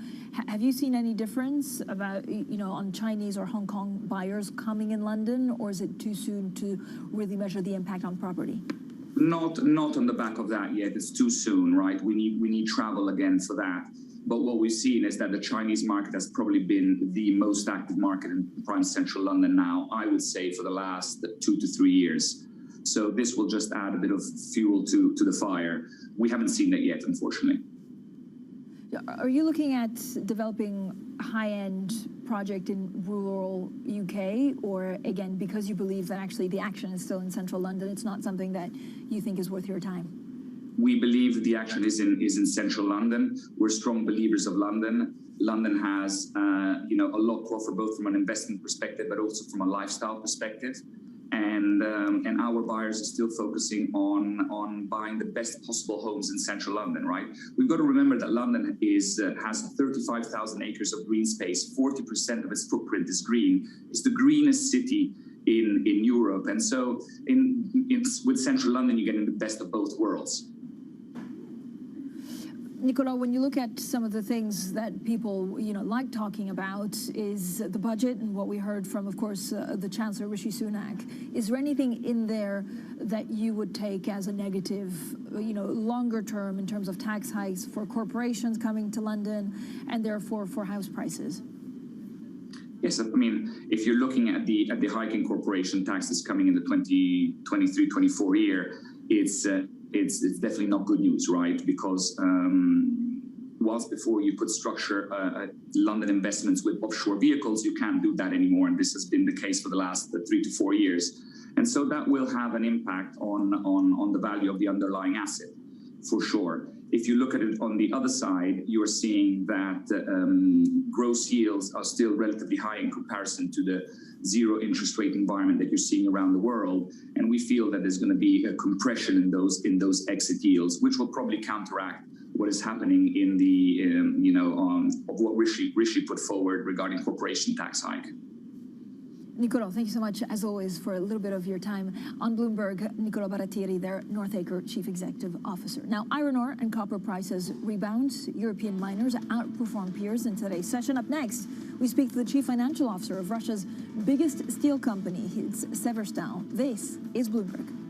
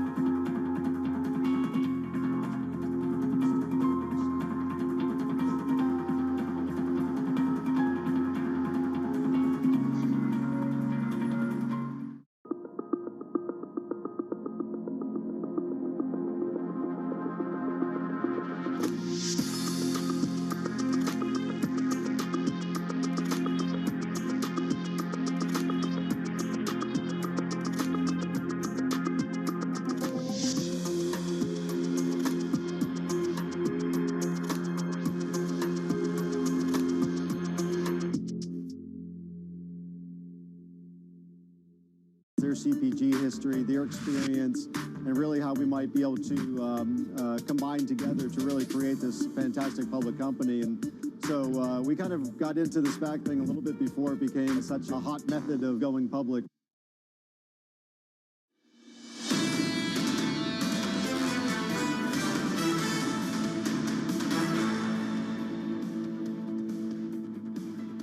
Economics, finance, politics. This is Bloomberg Surveillance, the early edition. I'm Francine Lacqua here in London.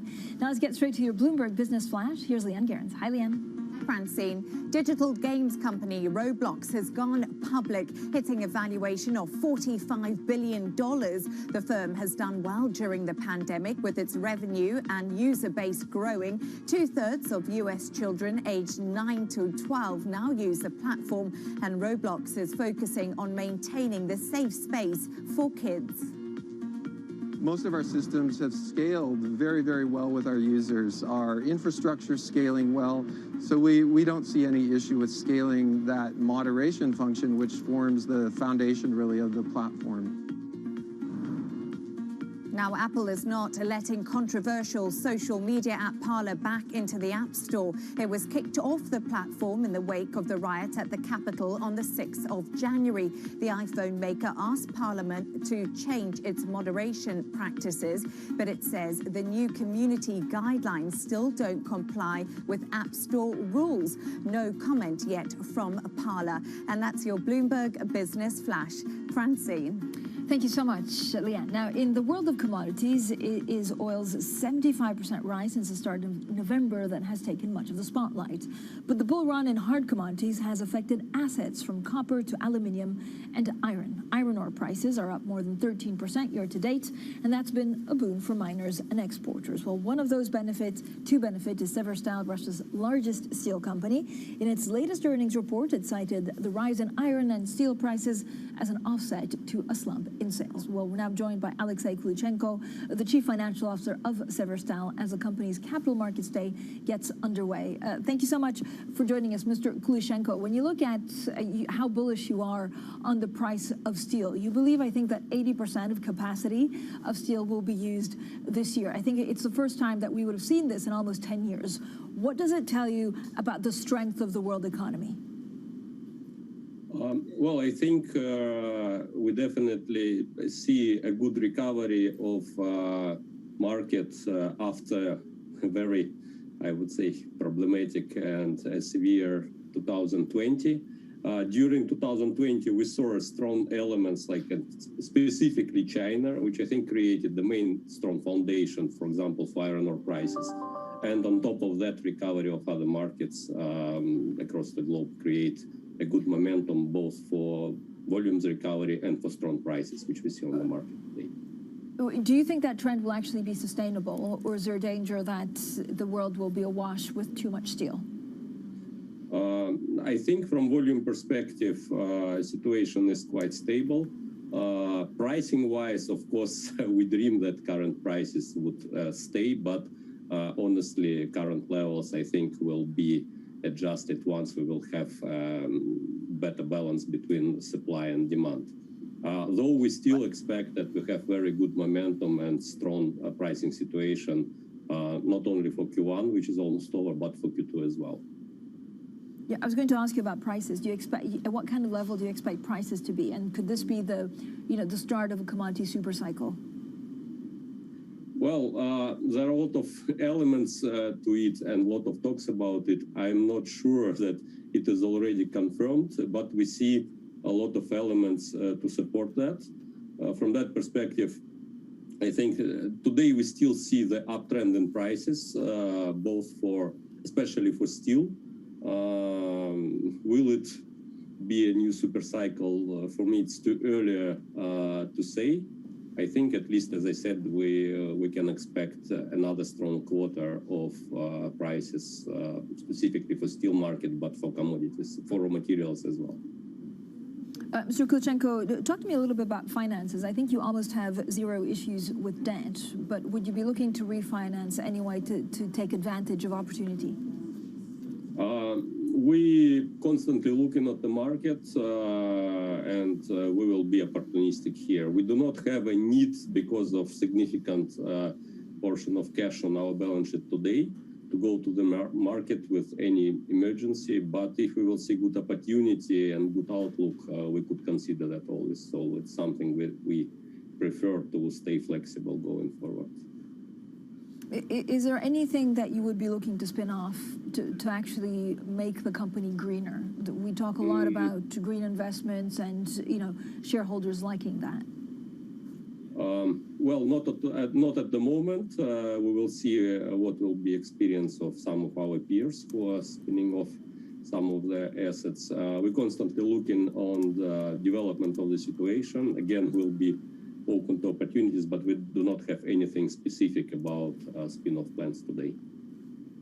Severstal is one of the most profitable steel names if you look at the EBITDA margin, but actually it seems to be undervalued compared to some of your rivals internationally.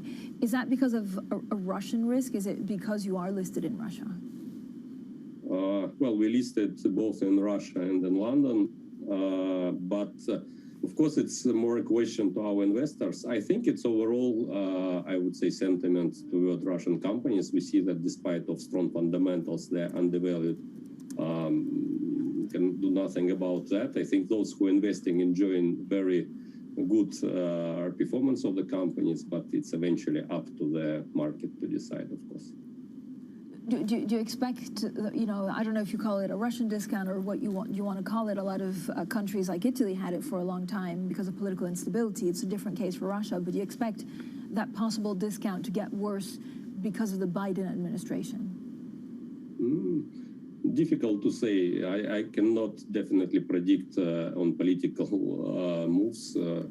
I don't expect, to be honest, further discount. I think still fundamentals, economical fundamentals prevail. But we saw different dynamics in the past, so for me it's difficult to predict it for the future. Thank you so much, Alexei Kulishenko, the Severstal Chief Financial Officer, and good luck, of course, for your Capital Markets Day. Now, help is on the way. Joe Biden's $1.9 trillion stimulus package will become law later this week. We'll discuss that with Bloomberg's senior writer, Stephanie Baker. That's up next, and this is Bloomberg.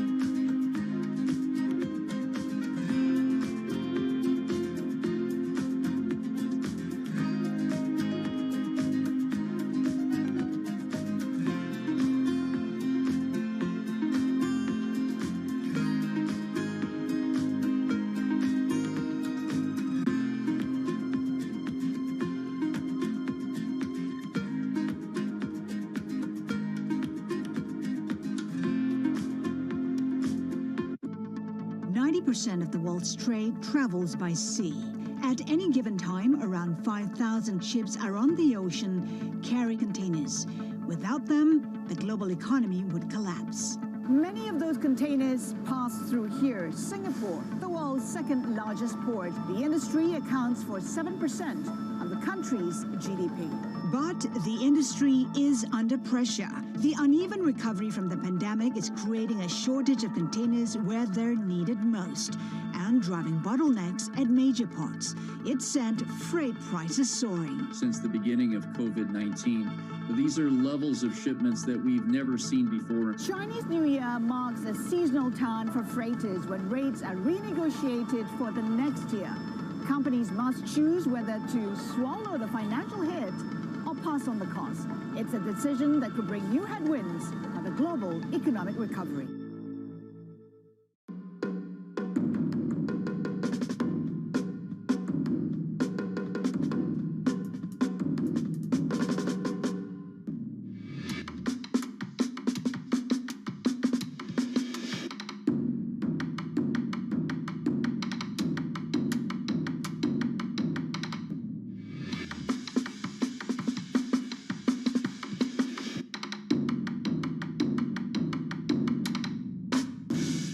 Trading revenues coming in better than expected. Everything cash, $1.4 trillion of cash. One of the most notable aspects of this report that was stellar.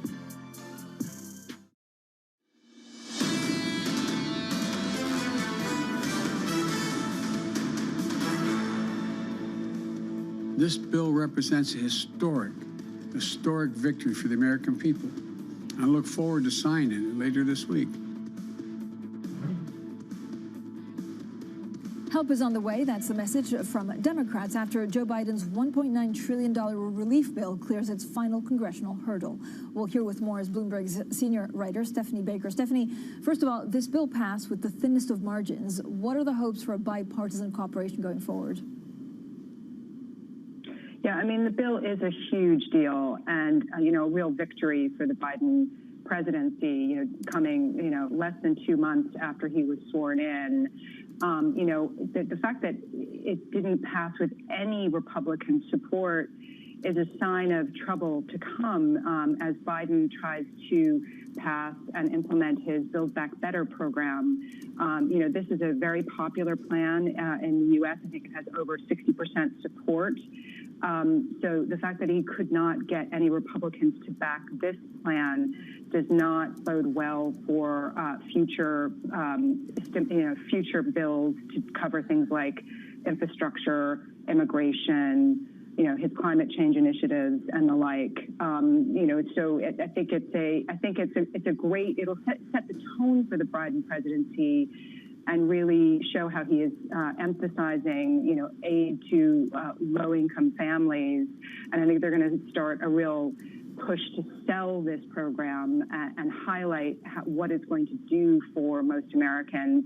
Biden's going to give an address tonight. I think Democrats will be out there talking it up, and the challenge will be for them to implement it without any hiccups like we saw with the implementation of the Obamacare program when Biden was vice president. Stephanie, when you look at people should receive, or at least the money, the checks for $1,400 should be disbursed pretty quickly. Does that, I guess, the Biden administration's biggest challenge is to heal the divide within the U.S. democracy. Does that help in any way towards that goal? I mean, I think it will, of course, and it is targeted towards those on a lower income scale. I mean, you'll see that money going out within days, and I think it will have, a very quick impact on the economy because people who are on lower incomes will tend to spend it more rather than save it. I think the real challenge is that, the Republicans objected in particular to this $360 billion aid program for state and local governments. And I think, saying that it's not necessary, that some state governments, are not in deficit, don't need the money. And I think that was the particular partisan battle over that part of the bill. But, I think many Republicans even support the stimulus package. And I think the real marker of success is, does it really get the U.S. economy back on its feet again in a way that is productive and does not fan inflation?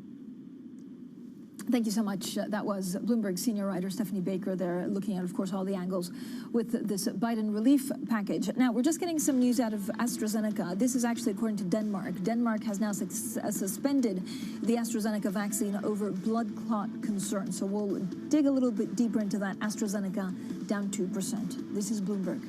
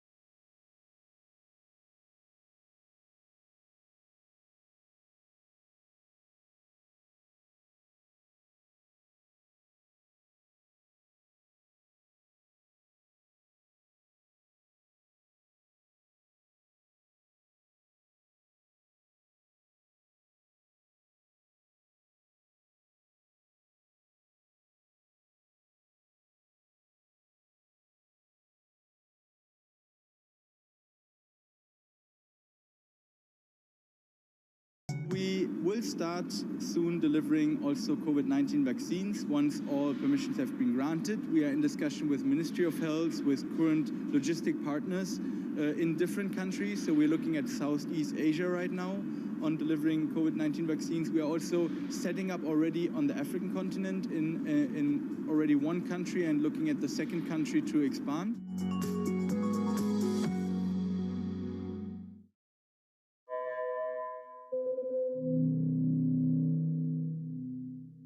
Start your mornings with Bloomberg Surveillance. Tom Keene, Jonathan Ferro, and Lisa Abramowitz. Extraordinary market day. This rally just keeps on going. But there is a tipping point. The business team you love to watch. Weekday mornings on Bloomberg Television.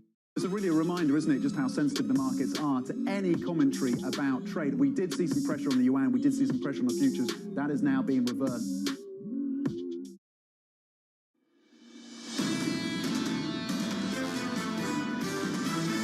I reject the idea that investing in the U.S. capital markets is gambling. Help is on the way.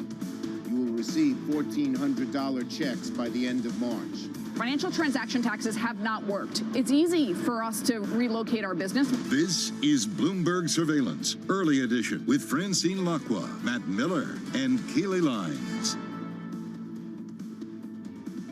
Well, good morning from London, Berlin, and New York on this Thursday, March 11th. Our top stories today.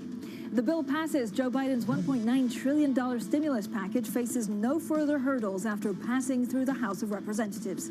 The president is expected to sign it on Friday.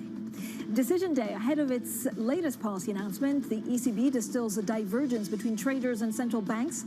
Bloomberg learns that its betting inflation will be fleeting if it rises at all. And China's parliament approves an extensive overhaul of the election system in Hong Kong on the final day of its yearly NPC meeting. Well, we have quite a lot to go through. Matt and Kaylee, when you look at actually some of the things out there, so first of all, we look at the markets. There was still quite a lot of things going on with NASDAQ. The other thing, of course, I'm watching is ECB, but then this ETF, brilliant, actually. I feel like it was made for me. It's an ETF, Matt, that was called FOMO, and this is basically a way to get into the everything rally. I would rather see an ETF called YOLO, frankly, but FOMO is still pretty good. The interesting thing is going to see if these stocks fly as rates continue to fall, or if rates continue to fall, because, of course, that's the most important thing, or the easiest, maybe, correlation, inverse correlation to watch in this market. As rates come down, tech stocks go up, and, of course, a lot of the YOLO stocks, or FOMO in this case, are inversely correlated to those rates. Matt, one of the other things, and Kaylee, one of the other things that we were talking about is actually, you know, whether people want to get vaccinated or not. And about 5 minutes ago, we had that headline from Denmark saying for the moment they're suspending the AstraZeneca vaccine because they're finding blood clots. So we're trying to get to the bottom of it, but certainly it doesn't do anything with, you know, the perception that some of these vaccines are safe, although regulators approved it and they say there should not be any problem with them at all. Well, nonetheless, perception is not good. AstraZeneca has been through so much already with the German government issues. There was I guess, a press release that somehow went wrong and was released then incorrectly into the world's most circulated newspaper, Bild Zeitung, and now this. It's just not good for AstraZeneca's stock price. Yeah, I think they're down some 2%. Kaylee, what else are you seeing on the markets? Well, AstraZeneca may be down, Francine and Matt, but broadly speaking, it is a positive risk-on day for the equity market. It really started in the Asian session, a rebound for the CSI 300, up 2.5%, but still its worst NPC week since 2009. Here in the U.S., we are seeing buying in the futures market really across the board, but the NASDAQ 100 looking to outperform, up 1.82% right now in the futures market, of course, helped by the fact that yields are moving lower. We are sub 1.5% on the 10-year after an okay auction yesterday, and also not a lot of inflation in the inflation data. With yields moving lower, the dollar also weaker this morning against basically everything in the G10 space, and the euro stronger against the dollar to the tune of about 0.3%. We are sitting at 119.63 ahead of that ECB decision. As for some stocks on the move, we are seeing the momentum come back evident in the ARK Innovation ETF. It's up about 4% in pre-market trading, its biggest holding Tesla by about 3.5%. And AMC, one of the Reddit trader favorites,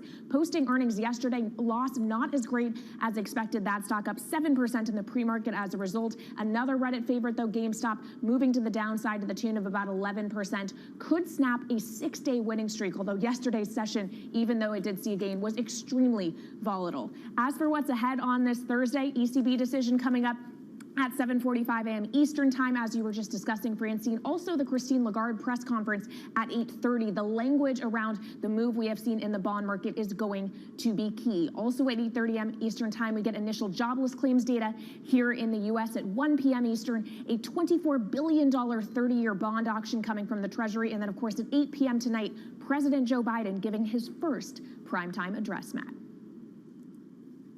All right, so first off, Hillary has pointed out to me that there is already a YOLO ETF, and that's a cannabis ETF. Maybe Americans will be spending their money on that. They've got a lot pent up. Let me just show you this chart here. It's 53.54 in the terminal, and it shows U.S. personal savings as a percentage of disposable income. That's the white line that's really erratic here. The blue line is the 12-month moving average. So you can see how much it's come up. The red shaded areas are, of course, recessions. This chart goes back to the 80s. Personal savings has just absolutely soared. And the question is, especially after Americans get their stimmies next week, what are they going to spend that money on? Are they going to spend that money at all, Francine? Yeah, I mean, that's, the million-dollar question. I guess it's when you spend that, you go into your savings, and is that what could lead to higher inflation? It's the $1.9 trillion question. It's even the $5 trillion question if you infect other, treasury bills and everything like that. So help is on the way, Matt. The message from Democrats after Joe Biden's $1.9 trillion relief bill clears its final congressional hurdle. The bill is seen as a major political victory for the new president, displaying his influence over Democratic Party in control of Congress by the thinnest of margins. Now let's get straight to our Kathleen Hunter, who of course covers this on a daily basis. Kathleen, the thinnest of margins, if you look at exactly how much more they can pass after the stimulus bill. And I know this was, long negotiations, 2 months in the making, but actually Biden managed to do it. Does it give us any idea of what else he could pass through houses? Well, I think it does, and I think that we know that Biden and the White House are looking ahead already to their next Build Back Better proposal, which is going to be far more comprehensive and may have, overall, depending on how it's structured, is likely to have a far bigger price tag. And I think there's already some flashing red lights for Biden and the White House. As you noted, they didn't get any Republican support for this round of stimulus to do these bigger things. For example, we saw the minimum wage fall by the wayside because it wasn't able to be done under the Senate rules that require which is the only way they got this passed with Democrat-only support. And so I think that the road ahead is tricky for the Biden administration, and that's why we're likely to see a pretty big PR press going forward to try to make the case to voters that this type of stimulus is good and necessary. What I find really interesting, Kate, is that no Republicans voted for this stimulus package, zero bipartisan support. In the Senate, on the other hand, someone on Twitter pointed out to me that a ton of Republican voters, in fact, the lion's share of the Republican voter base, supports this program. So in a sense, it is bipartisan, and I wonder what this is going to do to representation that isn't acting on the voter base's wishes. Well, I think that's a really good point and a really good question. And I think that's what the Biden administration and the White House is really counting on right now, is that they're going to make a real effort to go out and press this case to the public in the coming weeks and months. And I think what they're betting on is that their Republican counterparts in Congress will start feeling real pressure from their voters, their constituents, to do something, especially with the midterm elections approaching, and that it's going to be harder going forward for Republicans to not back this sort of a proposal. Right, Kathleen. President Biden probably not trying to repeat his experience as Vice President Biden when in 2009 they passed a stimulus package and the Democrats didn't fare so well in the 2010 midterms. When it comes to the implementation of this, we know the Treasury is working to get checks out as fast as possible. The president's signature going to be left off of them for that reason. But when it comes to the implementation of other measures on the bill, do we expect any challenges on that front? Well, I think that obviously whenever you have a giant piece of legislation the scale of this one, there's always a bit of logistical challenge in terms of getting the legislation implemented. Obviously, it goes without saying the federal government is this massive enterprise that, has all of these different parts that need to work together to get this done. That being said, there is a model going back to last year from the CARES Act, the first round of stimulus that went through, the round of stimulus that went through in December. And I think the difference here is that the Biden administration has known for a long time that this bill is likely going to pass. And so there's been a lot of pre-work that's been done to try to make the wheels of government move as quickly as possible once the ink is dry on the legislation. Thank you so much. Our Kathleen Hunter there, looking, of course, at the stimulus bill. Now, in the last couple of minutes, we also see the AstraZeneca share price actually fall after Denmark suspends the AstraZeneca vaccine on concerns about blood clots. I think this is after a tweet by the health minister saying that actually they're just taking some precautionary measures. So to try and understand what this means for other countries and what it means for the vaccine is our Sam Fazeli of Bloomberg Intelligence, who joins us on the phone. Sam, this was a surprise to many people. Is there a danger that other countries will go the same way as Denmark until we have trials on this? And even if they don't do the same thing as Denmark, will people not want the vaccine? Oh, hi, Francine. So obviously, it is the prerogative of health authorities to take as many precautions as they have to in massive inoculations and vaccinations like this, so that they make sure that their population is not at risk. And this is exactly what should happen to build confidence, not destroy confidence. Now, we've had this kind of story before. If you remember, it was back in Sweden, I think, where there was, or was it Denmark again, where there was a significant link, supposedly, to high rates of death after first doses of a vaccine, and it turned out to be not the case. So these things will happen, and they need to be looked at, and yes. I think they'll just have to be assessed case by case. Well, was it AstraZeneca, Sam? Because it strikes me that we haven't gotten nearly as many negative headlines on any of the other vaccine producers, regardless of the actual truth behind the headlines that come out. Remember when Germany, for example, reportedly was worried that the AstraZeneca vaccine didn't work on people over 65. It then turned out it simply hadn't been tested enough on people over 65. Nonetheless, the damage is done to the reputation of this one vaccine, damage that hasn't been done to any of the others. Yeah, but that's their problem to manage, because at the end of the day, it's their country that will not have the vaccinations. But again, I have to say, these kind of reactions that you get in vaccinations, they have to be assessed, especially when it's a vaccine you haven't looked at before. We're based in Europe. We've seen similar stories come out of the U.S. There was one story that really did the rounds there when somebody's husband died, unfortunately, soon after receiving a vaccine dose. And, if you just work out the stats, that kind of risk exists, that somebody will have something that comes straight after a vaccine dose that's not actually related to the vaccine. So all I can say is let's just take it back one step here. Nobody wants to see any side effects or anyone to suffer anything, obviously. But the risk is that you will get these coincidences, and hopefully they are coincidences. We work out that in the UK, 14 million doses of AstraZeneca vaccine have been delivered, or even 16, sorry. It's a rough estimate, right? But we haven't heard anything. No, so you have to either assume that the UK somehow is managing to suppress events at that level, which of course I can't believe is the case, or that these are coincidences.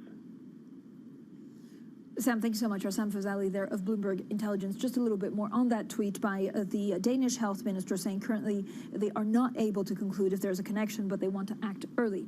Now, coming up, we'll talk economics and markets and equities with Ian Harnett, Absolute Strategy Research Chief Investment Strategist. You can also stay with Bloomberg for our full coverage of the ECB decision and press conference with President Christine Lagarde. That starts 7:45 a.m. in New York, 12:45 p.m. in London, and then the press conference is half an hour later, actually 45 minutes later. This is Bloomberg.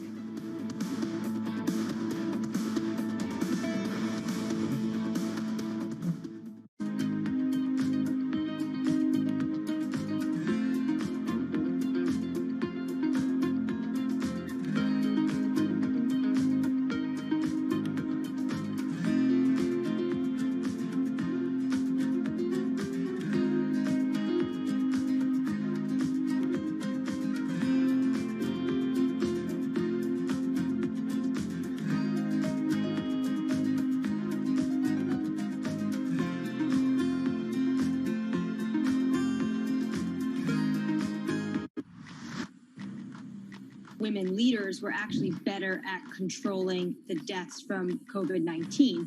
Do you think out of this pandemic, we'll see more countries be willing to elect female leaders? When we look at women leaders, we tend to project on them baggage that they shouldn't bear. Women are given an opportunity when no one else wants to do the job. Women had a very clear objective.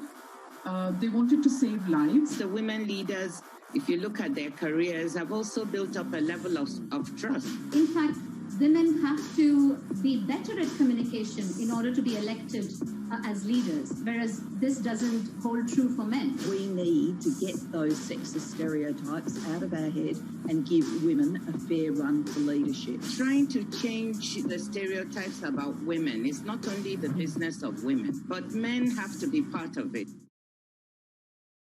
Bloomberg has enhanced search on the terminal to deliver what you need when you need it. Now, you can simply type phrases in everyday English in the command line. Compare financials. Find people. Analyze markets. You can enter phrases or ask questions. What do you want to know today?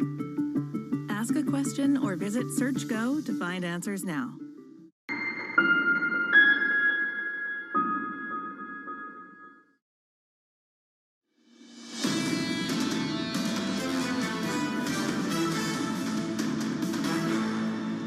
This is Bloomberg Surveillance Early Edition. I'm Kaylee Lyons in New York with Francine Lacqua in London and Matt Miller in Berlin.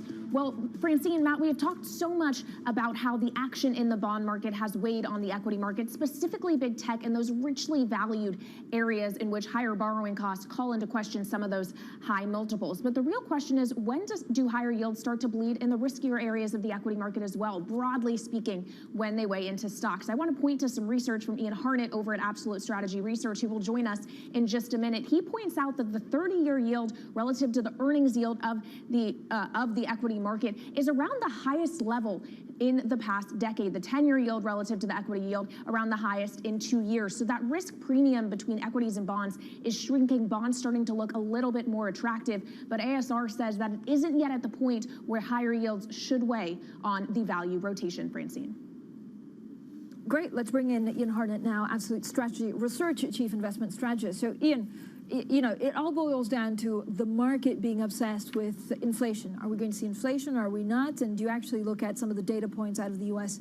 to give us an indication, or you just need to model it 12 months out? Well, I think what we've got to look at is actually the balance between economic activity and inflation rather than just inflation alone. So I think that's the key thing. And, you know, what we're finding is that you've still got plenty of scope for those bond yields to go higher. We're targeting something like 2% on the US 10-year Treasury before we start to see real pressure. And you could probably see another 5, perhaps even more points on the multiples before you see, you know, equities being challenged by these high bond yields, because we have got strong growth. We have got very strong nominal growth coming through in America, potentially 9.5%, and that is going to deliver phenomenal EPS growth. So, Francine, I think the reality is that these bond yields are really catching up with what the economic outlook's going to be. Ian, yeah, except economists actually absolutely don't believe that. But Ian, is this also the beginning of a commodity supercycle? Well, you know, our economics team have just raised their forecast to exactly those kind of numbers. But at the moment, it is the non-inflationary growth that we're expecting to see. Is it the start of a commodity supercycle? Our suspicion is that it's going to be a value supercycle, and commodities will have a role to play in this. Because if we see bond yields going up, you're not going to get the same kind of hedge that you've had from your bond portfolios you've had in the past. When we look back to previous periods where you had this kind of more explosive economic activity, you did need to see things like commodities and real estate as the hedges in your asset allocation portfolio for that type of a world. So it is a very different type of investing to the investing that we've seen over the last 10, potentially 20 years here, Francine. So we are talking about regime change.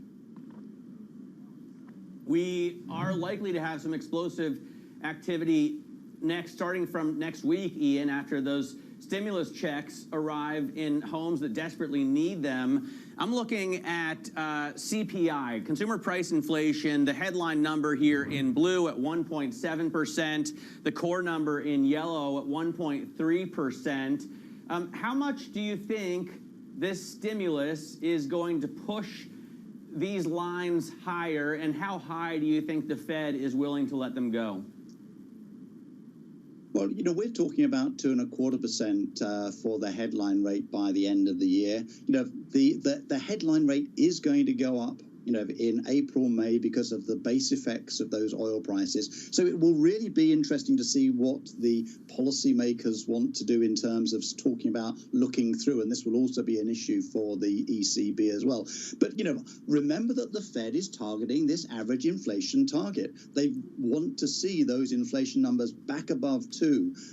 To hit that average inflation target, they've probably got to be targeting 2.25, almost 2.35 on our type of estimates. So our suspicion is that they will be prepared to stay a long way behind the curve.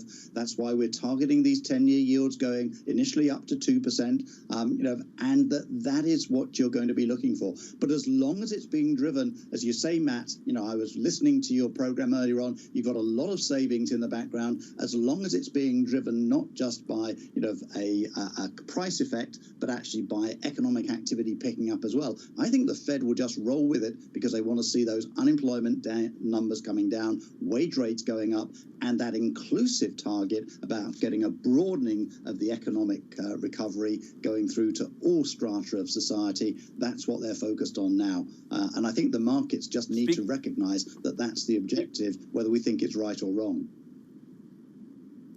Speaking of rolling with it, and Stevie Winwood, I wonder what you think about bunds here, because the ECB later on today, of course, isn't expected to do anything in terms of policy action. But as Kaylee mentioned earlier, the language around the change in interest rates is going to be what we want to watch.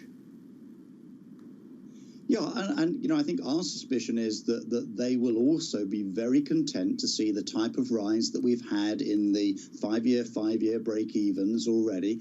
I think that when you look at what's happening across the yield curve, what we've been trying to focus investor attention on is those longer parts of the yield curve. They've slightly stalled out so far on both sides of the Atlantic in the last few weeks. But, remember back in early 2019, we were at almost 1% on that 30-year bunt. The 10-year bunt significantly higher as well. So I think that our view is that we're looking to see the euro curves steepening. We've actually just put out a note this week highlighting 2-year, 5-year steepeners on the OAT market as being, the way to play this. So we're still looking for more steepening ahead, and we're looking for the ECB to remain pretty dovish in their statements as well. Remember that with the rollout of the vaccine being slower in the Eurozone than the US, people are going to be worried that Eurozone growth isn't picking up fast enough. So that's going to be the stimulus, I think, will still be there rather than being withdrawn at any time soon. And that'll be the message from Christine Lagarde. Ian, I want to bring this conversation kind of full circle. Sticking on your side of the Atlantic, though, when it comes to the UK, and you talk about the value rotation having legs still, there is perhaps no better value looking regionally, at least, than the UK equity market. Is the UK equity market investable to you yet? Kaylee, you're absolutely right. And for the first time in 4.5 years, we've gone overweight the UK market. It is the cheapest of the major global markets. It has a lot of those value sectors, the energy stocks, the bank stocks. And, look at how much banks have outperformed tech since November last year. Over 30% in the Eurozone and the UK, almost 50% in the US. That gives you, the kind of oomph that you're going to see. So, we think that, yes, for the first time, we are overweight the UK, and that the opportunities, if you see this value rotation because of stronger global growth, then actually the UK is a very likely winner here. And with the vaccine program being rolled out well, even though some of us have already received the AstraZeneca, the vaccine, despite those fears this morning, I think that vaccine program in the UK is going to provide a big support for international investors here. Yeah, they certainly have had more success rolling that out than Europe has. Thank you so much for your time today, Ian Harnett, Absolute Strategy Research Chief Investment Strategist. We appreciate you joining us. Now let's get a check on your first word news. President Biden has ordered enough coronavirus vaccines to fully inoculate every American adult twice. The president is doubling the U.S. order of Johnson & Johnson's single-dose vaccine to 200 million shots. Last week, J&J agreed on a deal with Merck to increase production of the shot. Warren Buffett just joined one of the world's most exclusive clubs. According to the Bloomberg Billionaires Index, he has become the 6th person to have a fortune of at least $100 billion. The source of almost all of Buffett's wealth is his company, Berkshire Hathaway. Shares are up 15% this year. Speaking of billionaires, Elon Musk's SpaceX has successfully put another 60 Starlink satellites into orbit. A Falcon 9 rocket was launched early today from the Kennedy Space Center in Florida. Starlink is Musk's space-based internet service that has more than 1,100 satellites orbiting the Earth. Francine, space, it continues to be our focus, not just when it comes to billionaire Elon Musk's space company, but Richard Branson's as well. Virgin Galactic has seen a wild ride in recent days, and it is up in pre-market trading, Francine. Yeah, I actually, it's amazing, Kaylee. So I was looking at the launch this morning, and I wasn't 100% sure at first how significant it was. But when you look at it, again, this is one of like hundreds of satellites that they're actually launching into space. And you kind of wonder, A, what it looks like from space, but also where does this end? I mean, there's such great, stories on Tesla also plugging the secret mega battery into the Texas grid that also almost went down. You guys watch The Simpsons?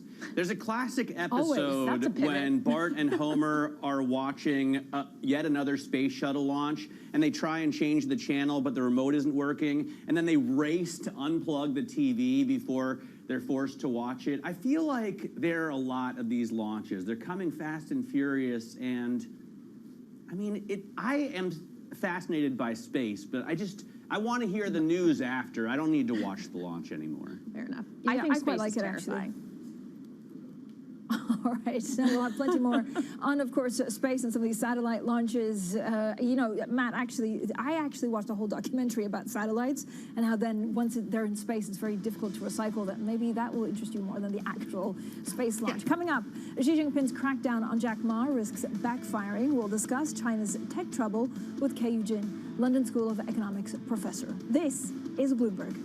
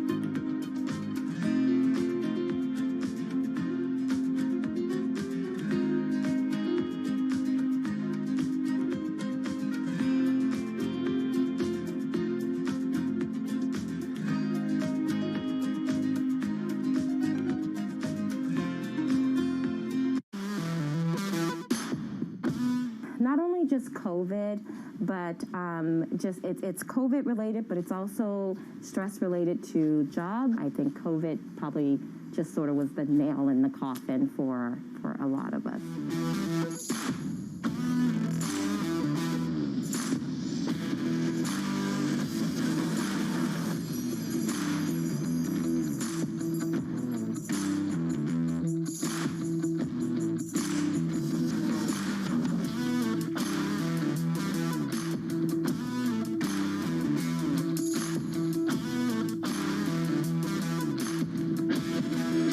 Having the destruction room here is also a very healthy outlet. I do not encourage it as something that we do on a regular basis, but I do find that when people come in, being able to break plates being able to write out whatever's on their mind and letting it go, being able to just take out their frustration and their anger.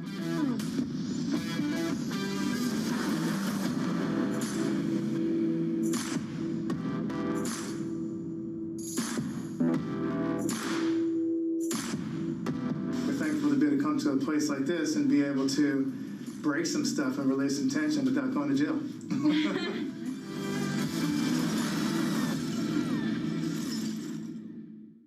I think what we've seen during this period of time is that communicating via video is not a fad.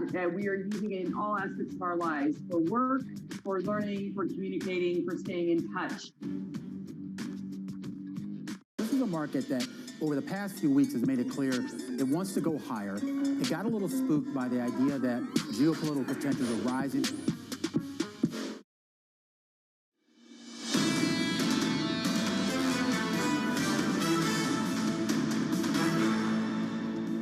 This is Bloomberg Surveillance, the early edition. I'm Francine Lackman, London, Matt Miller in Berlin, Kaylee Lyons in New York. Now, of course, we're watching the stimulus bill, $1,400. That money should be dispersed quite quickly through checks. And then I'm all watching the European Central Bank, Matt. I know there's a differencing of opinion on whether you're into it or not, but actually it's also the one-year anniversary of Christine Lagarde saying that they're not here to compress spreads, something that she since walked back. And of course, it's all about language and communication today. Yeah, I mean, I spent years standing outside the ECB during the coldest meetings on record and watching Mario Draghi do really dramatic things. So since then, I haven't seen Madame Lagarde do anything really dramatic. And I wonder, you know, how much can she actually do? How much firepower do they have? Has fiscal kind of taken the reins away from monetary policy? Or do we even need the ECB to do anything right now? It'll be interesting to see, as Kaylee pointed out, Kaylee, we're watching the language around rates, but it's just not as exciting to me as watching treasuries. Yeah, I mean, the interesting thing is that we went into the year saying euro strength is going to be a problem for the ECB, and now it's actually treasuries rising. Kaylee, what are we looking at in the markets? Yeah, that's a big pivot from the FX market to the foreign exchange market. In the equity market, though, we are looking at a lot of green across the screen, across regions, and in the U.S. futures market, everything is green as well. But it is the NASDAQ 100 futures that are outperforming, up about 1 3/4% right now. Big tech looking to stage yet another comeback after it underperformed yesterday. Speaking of the bond market, we are seeing yields coming in. The 30-year yield down about 1 point to 2.22% ahead of a $24 billion auction coming up at 1 p.m. Eastern time, and yields coming down in Europe as well ahead of that ECB decision. Keep an eye on the periphery. You were just talking about spreads, Francine. Right now, BTP yields down about 2% or 2 basis points on the 10-year to 0.65%. As for some stocks to keep an eye on, come the opening bell in the U.S. in about 4 hours' time, Vir Biotechnology up 34% in pre-market trading after positive results from a clinical trial for its COVID antibody treatment. Roblox, the company that went public yesterday, 54% gain in its trading debut. It's up another 18% in pre-market trading off the back of that. Bumble, also a newly public company, higher by nearly 10% after its first results after its IPO, but results not as great for Oracle. Revenue growth disappointing. That stock is lower by nearly 5% in pre-market trading, Matt. That's you know, my wife loves Bumble, and that leads to a lot of questions, right? But she loves that it's controlled by women, both in at the executive level and also on the app. I think Roblox is going to be my pick of those stocks. I got to play that game. I got to get online and check it out. This is something else that I'm watching. This is something else that I find more interesting than the ECB today. Volatility in Chinese stocks. The CSI 300 has lost $1 trillion in market cap. You can see the volatility just shooting up here into 2021. There's so much going on, Francine, in China, from regulation of fintech boards to the National People's Congress, that I think it's important we keep a really close eye on China. Now, China closed out its annual meeting of the National People's Congress by passing sweeping overhauls for the election system in Hong Kong. Now, we also have now Carrie Lam speaking in Hong Kong. Now, China says they're less focused on GDP than on jobs, higher quality growth. This was from Premier Li. He also said that China wants the U.S. to try and improve ties after the recent downturn. So let's get straight to our chief North Asia correspondent, Stephen Engel. Stephen, a lot of news, of course, on what they would do in terms of growth, their priorities, but I guess the main focus is also on what they've done with Hong Kong. Yeah, Hong Kong is one thing, but Li Keqiang, the premier, in his one chance a year to talk to press, basically talked for 2 hours over a number of different subjects, including Hong Kong, including the economy, where he says that 6% GDP target that they gave is not necessarily set in stone. It's set as a guide to kind of path forward in their pandemic recovery. And he also says there's no need, or he does not see any sharp turn in economic policies for this year. So that's on the economic front. He also reiterated some of the news that we got over the last week or so on the new 5-year plan, where they're going to spend billions and billions, upwards of $580 billion by 2025 on research and development in new technologies like semiconductors. Of course, they want to be more self-reliant in an increasingly innovative global economy. But on Hong Kong, not a lot new, other than to say that the central government has continued to support Hong Kong, but that these electoral changes, which the National People's Congress passed unanimously, 2,800 votes to none, dissenting, 1 abstention, to basically change the electoral system here and make it much harder for the opposition, especially pro-democracy lawmakers, to be in the Legislative Council. We're hearing from Carrie Lam right now, the chief executive. We might get more headlines, but Li Keqiang didn't say much other than to say that it is clear-cut that they need to have patriots in lawmaking positions in Hong Kong. Yeah, as we await the details of what Carrie Lam is saying, I want to pick up on the tech point, which she mentioned. There was a lot of focus on tech at this NPC, data sharing potentially from some of the giants like Alibaba and Tencent, and also oversight, heavier oversight of fintech. Why the focus there? Yeah, absolutely, because, well, fintech in particular, and not, you know, Li Keqiang did not name Alibaba, did not name other big companies, but of course, fintech has had a number of fraudulent cases over the last couple of years. So there's been a number of pushes, regulatory pushes to clean up fintech. And in fact, Li Keqiang said he supports Internet Plus companies, but will crack down on malpractice. So he went off on a little bit of a tangent talking about fraud will not be allowed, and certain acts of bad faith will not be conducive to a vibrant competition or competitive environment. But of course, Alibaba and that Ant Group, massive $35 billion IPO that was scuppered at the last minute in November, very much on the minds of investors, like what is going to be next. And we got news today that there's going to be increased regulatory scrutiny from the securities regulator on the financial health and practices of new listings on the Shanghai NASDAQ-like Star Board. So that could send a bit of a chill further into the markets, which, as Matt just mentioned, the mainland markets might have rebounded today, but there's been a massive, massive chill the previous 14 days on mainland equities. Stephen, thanks so much. Stephen Engel there with the very latest, of course, on this NPC. Now, for more on all of this, let's get straight to Keiyu Jin, Associate Professor of Economics at the London School of Economics. Keiyu, thank you for joining us. What exactly is the relationship that China's trying to have with their big tech giants?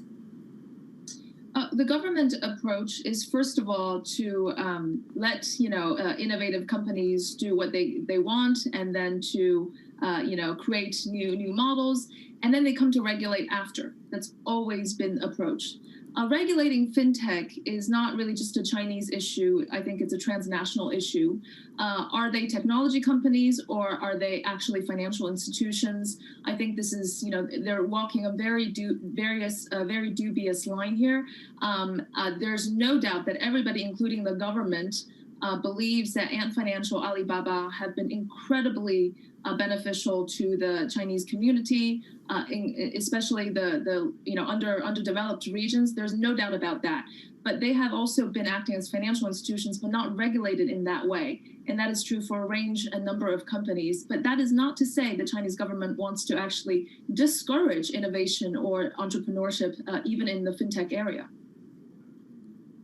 KU, I have a chart here on something that Francine's been way out ahead of. I tend to ignore important things sometimes, so thank God I have her with me. This chart shows Chinese PPI, and it's starting to tick higher and higher, and it looks like it's bringing U.S. CPI with it. In fact, there is a correlation between Chinese inflation and U.S. inflation, and I wonder, what do you expect from Chinese inflation, and will that be imported to the U.S. or exported from China to the U.S.? I don't think that much of the inflation that we're going to see in China will be exported to the U.S. I think there's a range of structural issues that will keep inflation down unless something dramatic changes in the U.S. And we actually know that China has not been the most significant factor exporting deflation in the period of globalization. So I'm not sure I am of that view. Look, there's been a massive stimulus program and massive government support to resuscitate the economy out from a potential crisis and recession in China. And we're seeing some of the effects of that, and also a contraction in supply in the beginning, and now increasing demand, a lot through this investment response to stimulate the economy. So I think we're just seeing some of the aftermath of that.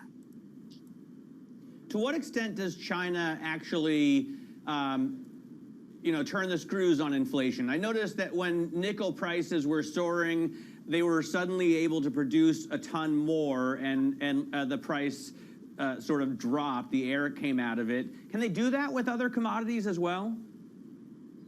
We've seen spikes in inflation in different kind of commodities in the past, but I think the government's focus, and we can see in their monetary policy mandate, a lot of emphasis is on growth. A lot of emphasis is on financial stability. It's a multi-various, multi-range kind of monetary policy, and so I think they can kind of target certain kind of commodities, but that is not, inflation is not one of their biggest concern right now. I would say, as you've mentioned, as we've heard around the two sessions, financial stability is really one of the primordial policy objectives.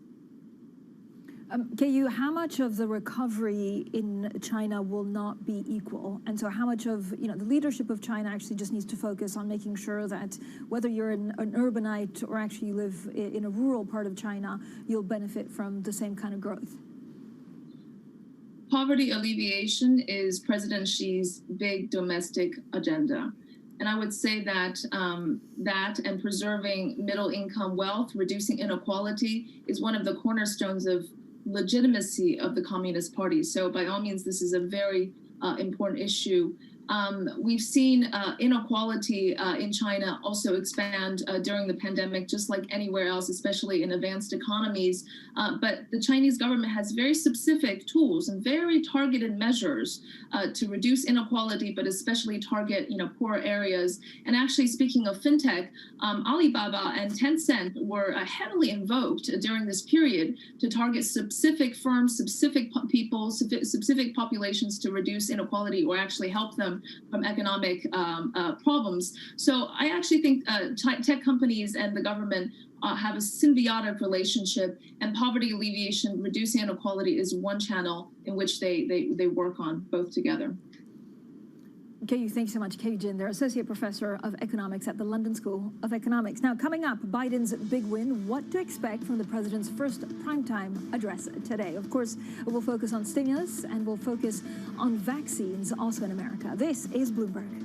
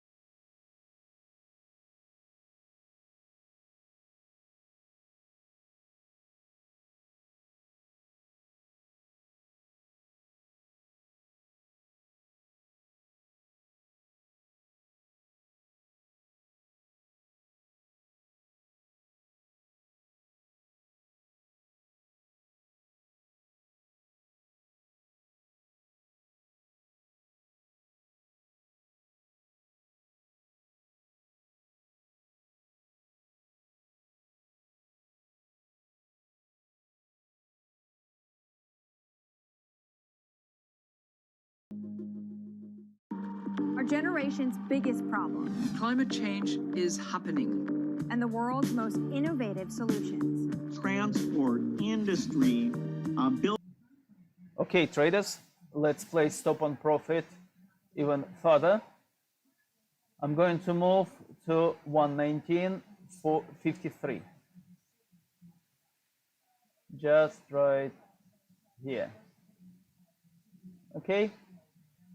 So if you keep following these trades, if you decided not to, this is what you do, not to sell your positions. So 119.53. This is where I'm going to put, and you have to put your stop on profit for 2 of these positions on euro. And let's wait.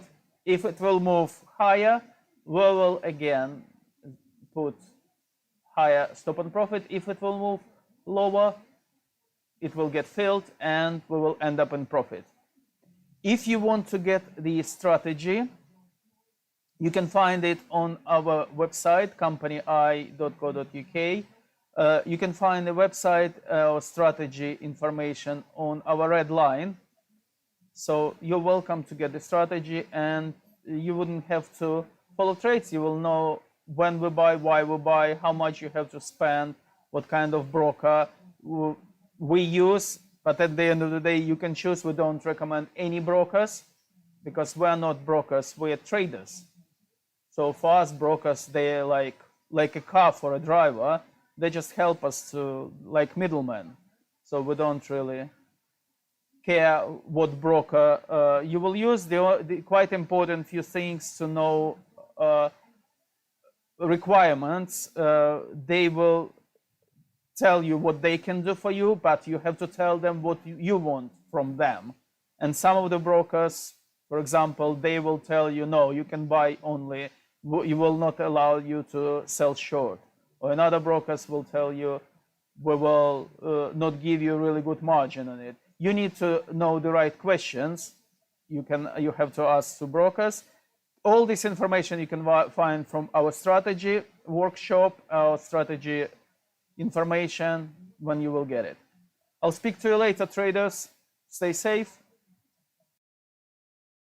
Outside the halls of Congress, there's something that's going to have to resolve itself over the next 2 years before the midterm elections. And Joe Biden is banking on this support is going to help him get through the midterms, which Obama wasn't able to do in 2010. Marty, there's one person that I'm really interested in. It's Nellie Liang, the Treasury Undersecretary. Is she going to go after Wall Street? Well, there is this clandestine, I guess you would say, effort to start reining in some of the loosened regulations that were pursued by the Trump administration. So I do think that Wall Street is going to have to keep a wary eye on Treasury, because all the mood music is there are more regulations and more stricter guidelines coming from the Biden administration. So what kind of regulation could we see? And does she go after the banks or all financial institutions? Well, you know, going after is in the eye of the beholder, but one of the things the banks really do want is a extension or a removal of the limits on capital raising. You may not see that happen under this Biden administration. And that's the influence of Elizabeth Warren, which is throughout the Biden administration, and very key regulatory roles are Warren disciples. Marty, thank you so much. Marty Schenker there, our editor-at-large. Now, coming up, GE's $30 billion deal to sell its jet leasing business, failing to impress investors. More from our interview with the chief executive, Larry Culp. That's next, and this is Bloomberg.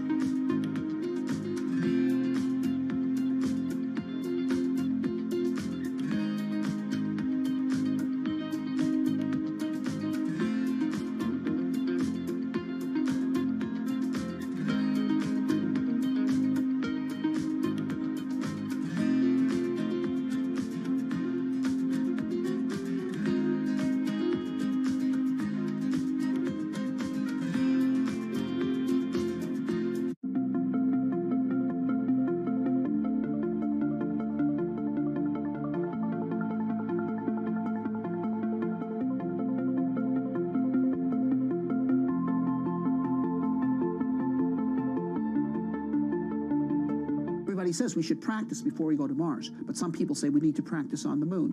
Well, you could practice on the moon, but you can do it at 1/10,000th the cost in the desert in Utah.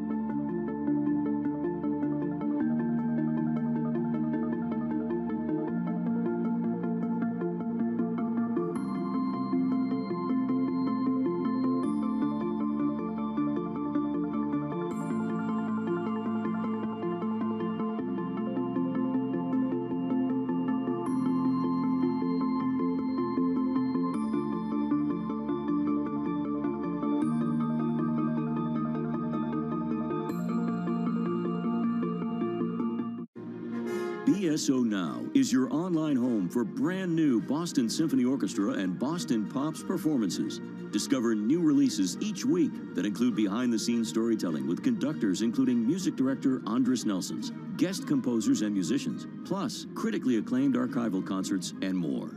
Visit bso.org/now, where the music plays on. BSO season sponsored by Bank of America. Trading revenues coming in better than expected. Everything cash, $1.4 trillion of cash. One of the most notable aspects of this report that was stellar.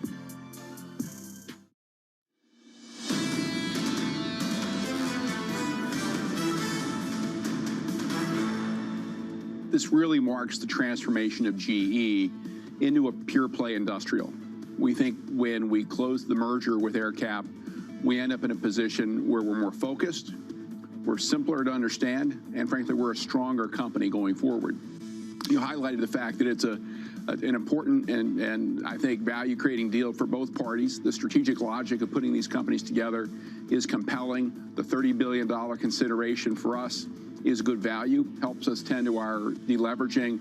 More importantly, we have a 46% position in the combined company. You'd never exit at this point in the aviation cycle. We're not. We're investing in the combined company that Gus Kelly will lead. We're excited about that. And you also mentioned the de-risking. What this will allow us to do is take those proceeds and some additional monies, and as we took investors through this morning, reduce another $30 billion of debt. That'll bring to over $70 billion of debt reduction since the end of 2018. So all the way around, we think it's a good transaction. Why now? Like any deal, you really need a number of things to come together. I'd say one, GE's in a much stronger position to do something like this. Second, we have an outstanding partner in Gus and the AerCap team. And third, you need supportive markets. And with the bridge financing in place, I think the stage is set for us to do this. A good combination, a good answer for GCAS, and certainly for GE. Well, that was General Electric Chairman and Chief Executive Larry Culp. Now we're joined by Tom Keene, co-anchor of Bloomberg Surveillance. Tom, I know there's quite a lot going on with technology stocks. If you look at the NASDAQ futures, they're gaining some 2%. And then for me, the story today, BuzzFeed possibly looking to list through a SPAC. Well, yeah, you know, the SPAC thing is doing what it's doing, and it seems like everybody's on board. Yeah, the stock market continues to rise. Francine, led by NASDAQ this morning, SPX out near record highs right now, and, of course, the Dow with that lift as well. We've also got a modest central bank meeting today. The euro back 50 years is a pretty chart.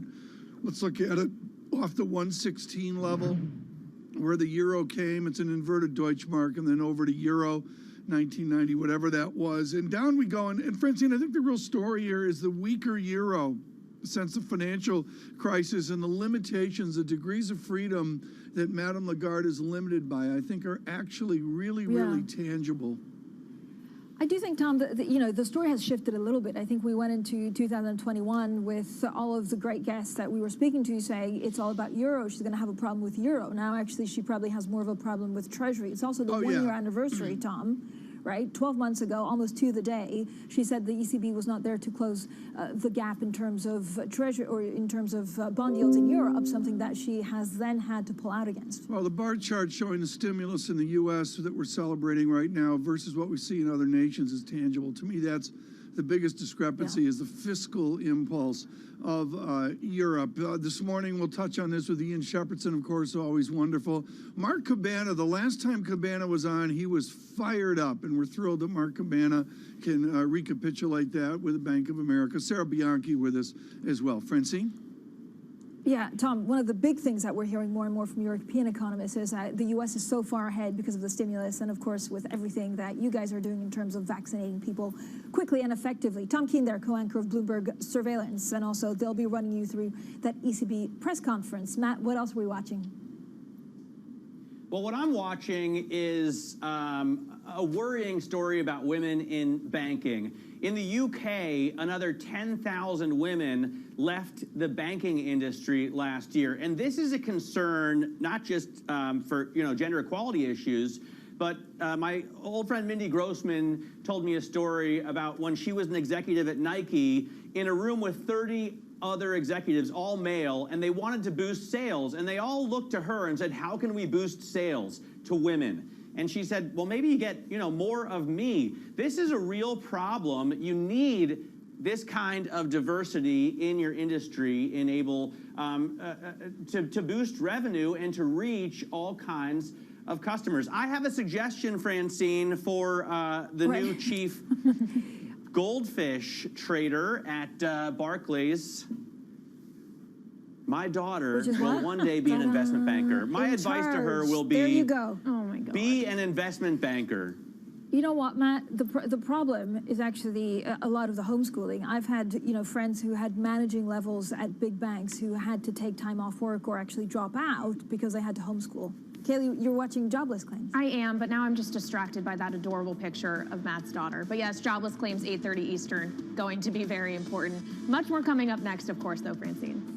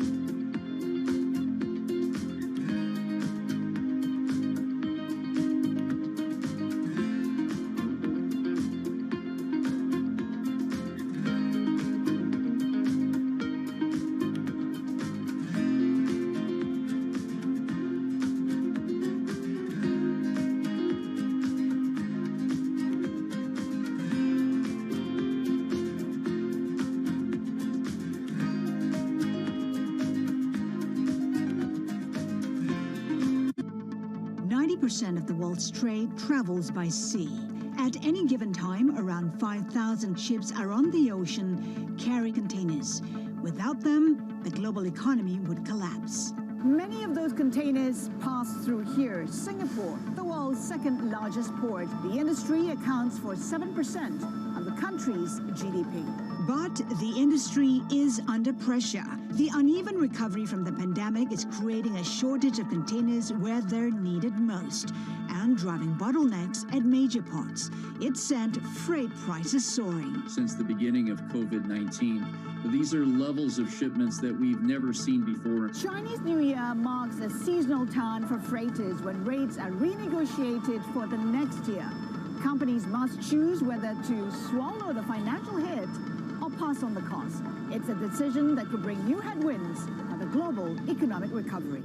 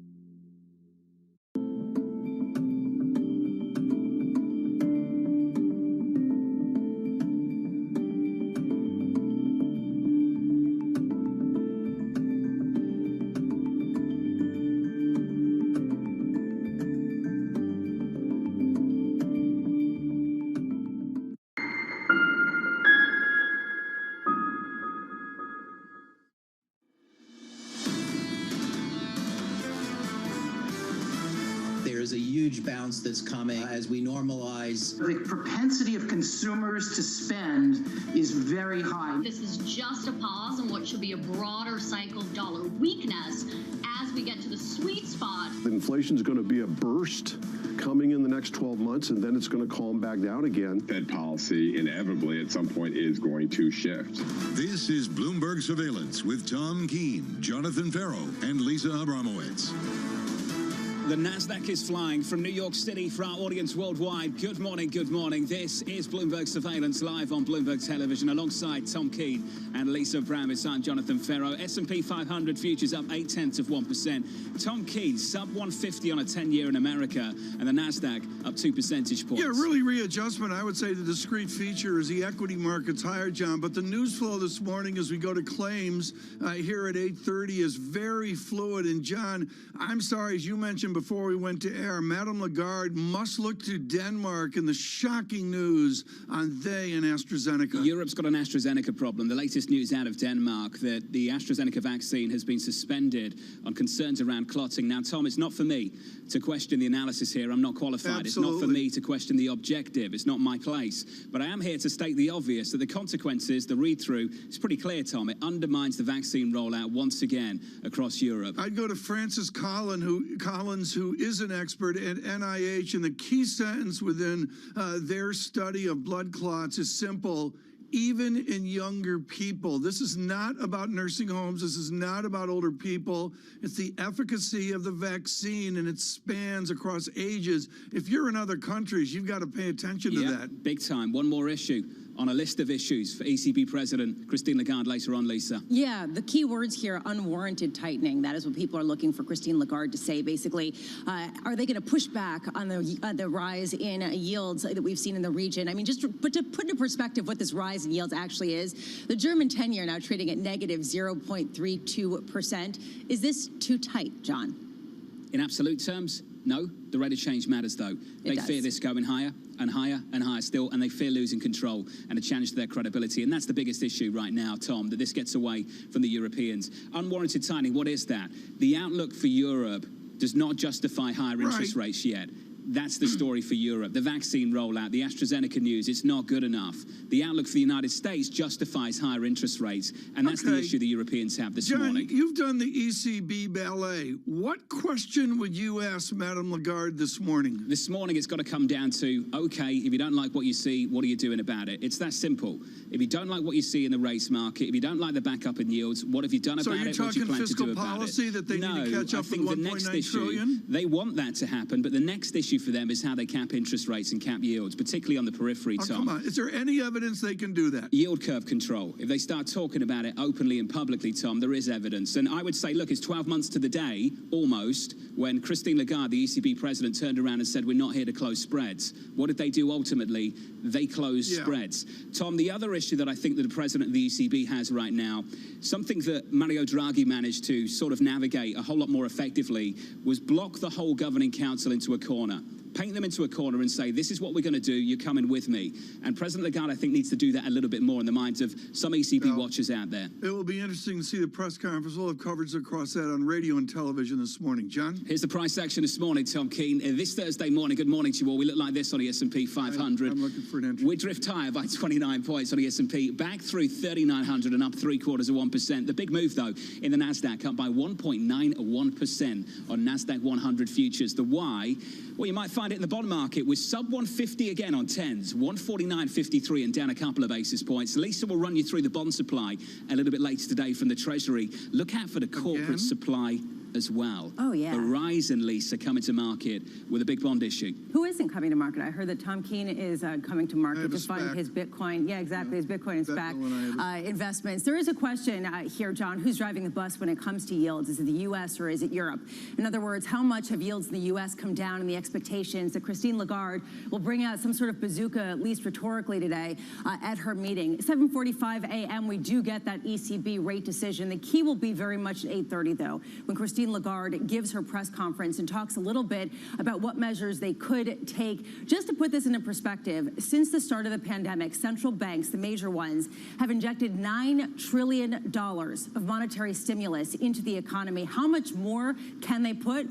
Probably quite a bit. How much of their bond markets can they own? Take a look at Japan, quite a bit. So that will be one key aspect today as people look to that press conference. Then 8:30 a.m., U.S. initial jobless claims come out. My question is, how much do these really matter at this point? Markets really haven't been moving on these. However, if we get a big surprise one way or another, it might confirm or start to make some cracks perhaps in the thesis of this incredible run-up that we've seen in expectations for the U.S. economy. And then at 1 p.m., John, to your point, that bond auction supply, we got $24 billion of 30-year notes from the U.S. Treasury. Yesterday's 10-year auction, not great, not terrible, and this gave people confidence, the fact that there were buyers, even after the yields came down a little bit. But definitely it's getting hairier and hairier as the maturities go out, right? I mean, the further we go out, the more this really is. How much of a conviction do you have on inflation in the U.S., John? A lot of supply this week on both the corporate and on the sovereign side. Lisa, thank you. Tom, let's just sit on claims just for a moment. 725,000 is the estimate. 12 months into this mess, and we're still talking about 725,000. Well, John, let's go to first principles to review for our audience that maybe is not up to speed on this. This is a thrilling number, folks, for economists because it's a weekly number. Normal in a boom economy is 200, 220, 230 is a grim number. We blow out, John, to where we were. We're back, but we're back at triple the level of normal. That's not acceptable. Not acceptable, and there's still a massive churn in this labor market we've still got to work through. That's why the Fed wants to stay on course and do nothing for a long, long time. Dan Katsev joins us now, BNP Paribas head of FX strategy for North America. Dan, today it's about the ECB doing something. What do you think they can do? What do you think they need to do? Well, we agree with what you were saying earlier. We think they're going to send a strong signal today that they are not going to tolerate tightening of financial conditions. And I think that our view is that they're going to signal that they're going to use the pandemic purchase program more aggressively to contain the upside in yields. Time will tell how successful that is, but we think there's going to be a strong signal today. Dan, how critical is a fiscal impulse for Europe right now? They've got the example of President Biden in the United States. Do they need to equate to that? Well, they need, it's going to be very difficult for them to do as much as the U.S. has done on the fiscal side, but there is going to be at least enough to avoid, real systemic type pressures in Europe. That's clear. But you're never going to get the dynamic surge in the fiscal impulse like we're going to get over here in the U.S. Dan, there's sort of a conundrum right now for FX traders, for currency traders, this idea of is stimulus negative for a currency or positive for a currency? We're seeing the euro, for example, strengthen today, possibly on the expectation the ECB will do more, even though this means lower rates and perhaps less demand for some of the region's assets. How do you view that in a trading strategy when it comes to understanding the value of currencies? I mean, looking through the noise, more monetary stimulus is going to be negative for the currency on balance. But the key thing, is kind of a race for reflation right now. And, it seems like with today's messaging, it's going to seem like the ECB is coming out more aggressively even than the Fed in preserving reflation by being more aggressive on the move higher in yields that we've seen. Over time, though, the U.S. has the fiscal stimulus, which you mentioned, which is going to really support reflationary expectations. The Fed's going to keep policy very accommodative through that period of fiscal stimulus and strong growth, and going to keep real yields very negative in the U.S. So from a currency perspective, over the long run, the dollar still has big challenges. Dan, let's talk about those challenges going forward. Do you think the Treasury has challenges getting the supply away this year? A lot of people pointing to that ugly 7-year issue from a couple of weeks back. 10-year was okay, as Lisa said. Not great, not terrible, just okay. 30 years later, any reason to be concerned at all? Well, no, I think it's just a question of price. So a question of what the yield will be, which clears that supply. The supply will clear at a yield. The Fed is providing a lot of support, the continuing asset purchases for a long time. So that's providing a big backstop. And the market knows that if financial conditions really start to tighten in the U.S., if break-evens start to fall in the U.S., the Fed can do more, a lot more, to support the market. And we'll do more. Reset the BNP Paribas view on the Pacific Rim and China. ADXY, the blended Asia index ex-Japan, has had 3 good days off a really difficult 10, 12 days as well. What is your call on stronger Pacific Rim currencies in a recovering Asia? It goes back to the overall dollar view. So the dollar, is still an expensive currency versus the euro, the yen, a lot of the Pacific Rim currencies. And as we move into the second half of the year, we get that surge in growth, and the Fed does not move towards further tightening. towards tightening, you're going to see that pressure on the dollar resume. In the very short term, there's upside risks for the dollar, especially going into the Fed meeting next week. The Fed has maybe a bigger communications challenge than the ECB does today coming up next week, and that could mean that the dollar stays a bit better supported over the Q2 period. The forecast. There needs to be some serious upward revisions to those forecasts over at the Fed. Dan, it's good to see you. Dan Katsev, BNP Paribas head of FX strategy for North America. And just to underline and emphasize that, Tom, looking forward for the Federal Reserve, 4.2% GDP growth was the forecast from their last summary of economic projections. March 17th, what's they going to have, a 5 handle? A 6 handle, a Morgan Stanley 7 handle? No, they got to come in under. They got to be responsible adults and undershoot what we see on the street. But certainly what's important is the resets by every house is to a higher statistic. But I think to Dan's point, it's true. The Fed has a bigger challenge right now than the ECB. The ECB's landscape is less nuanced in terms of the challenges to growth, the idea that the outlook is not as good, John. And the Fed has to communicate both a positive outlook and acknowledge the reality so they don't lose credibility, while also explaining why are they going to hold pat and what their challenge is in terms of when they raise rates based on inflation or some other measures, John.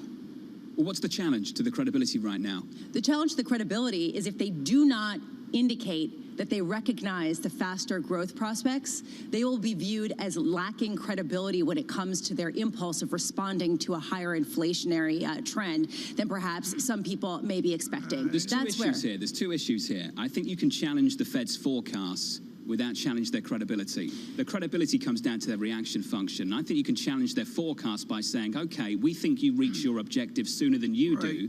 Challenging their reaction function, I think, is more of a credibility question. And right now, I don't see that right now. But to me, if you listen to all of the Fed speeches, they all say the economy is doing really well. We're on a recovery. Yes, there are headwinds. Yes, there are not necessarily those inflationary impulses.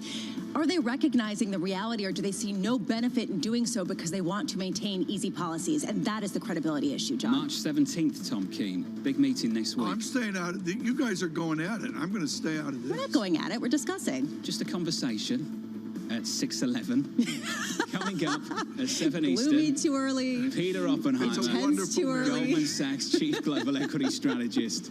I didn't bring much energy to the table then, did I? Futures up 30 on the S&P, up by about 0.8 of 1%. The 10-year yield sub at 150, 149.88. Maybe you should. I mean, I joined it, Tom. I still don't understand it. So if you understand it, let me know. He's wearing Adidas to it. He's wearing Adidas to Clubhouse. It's an audio thing.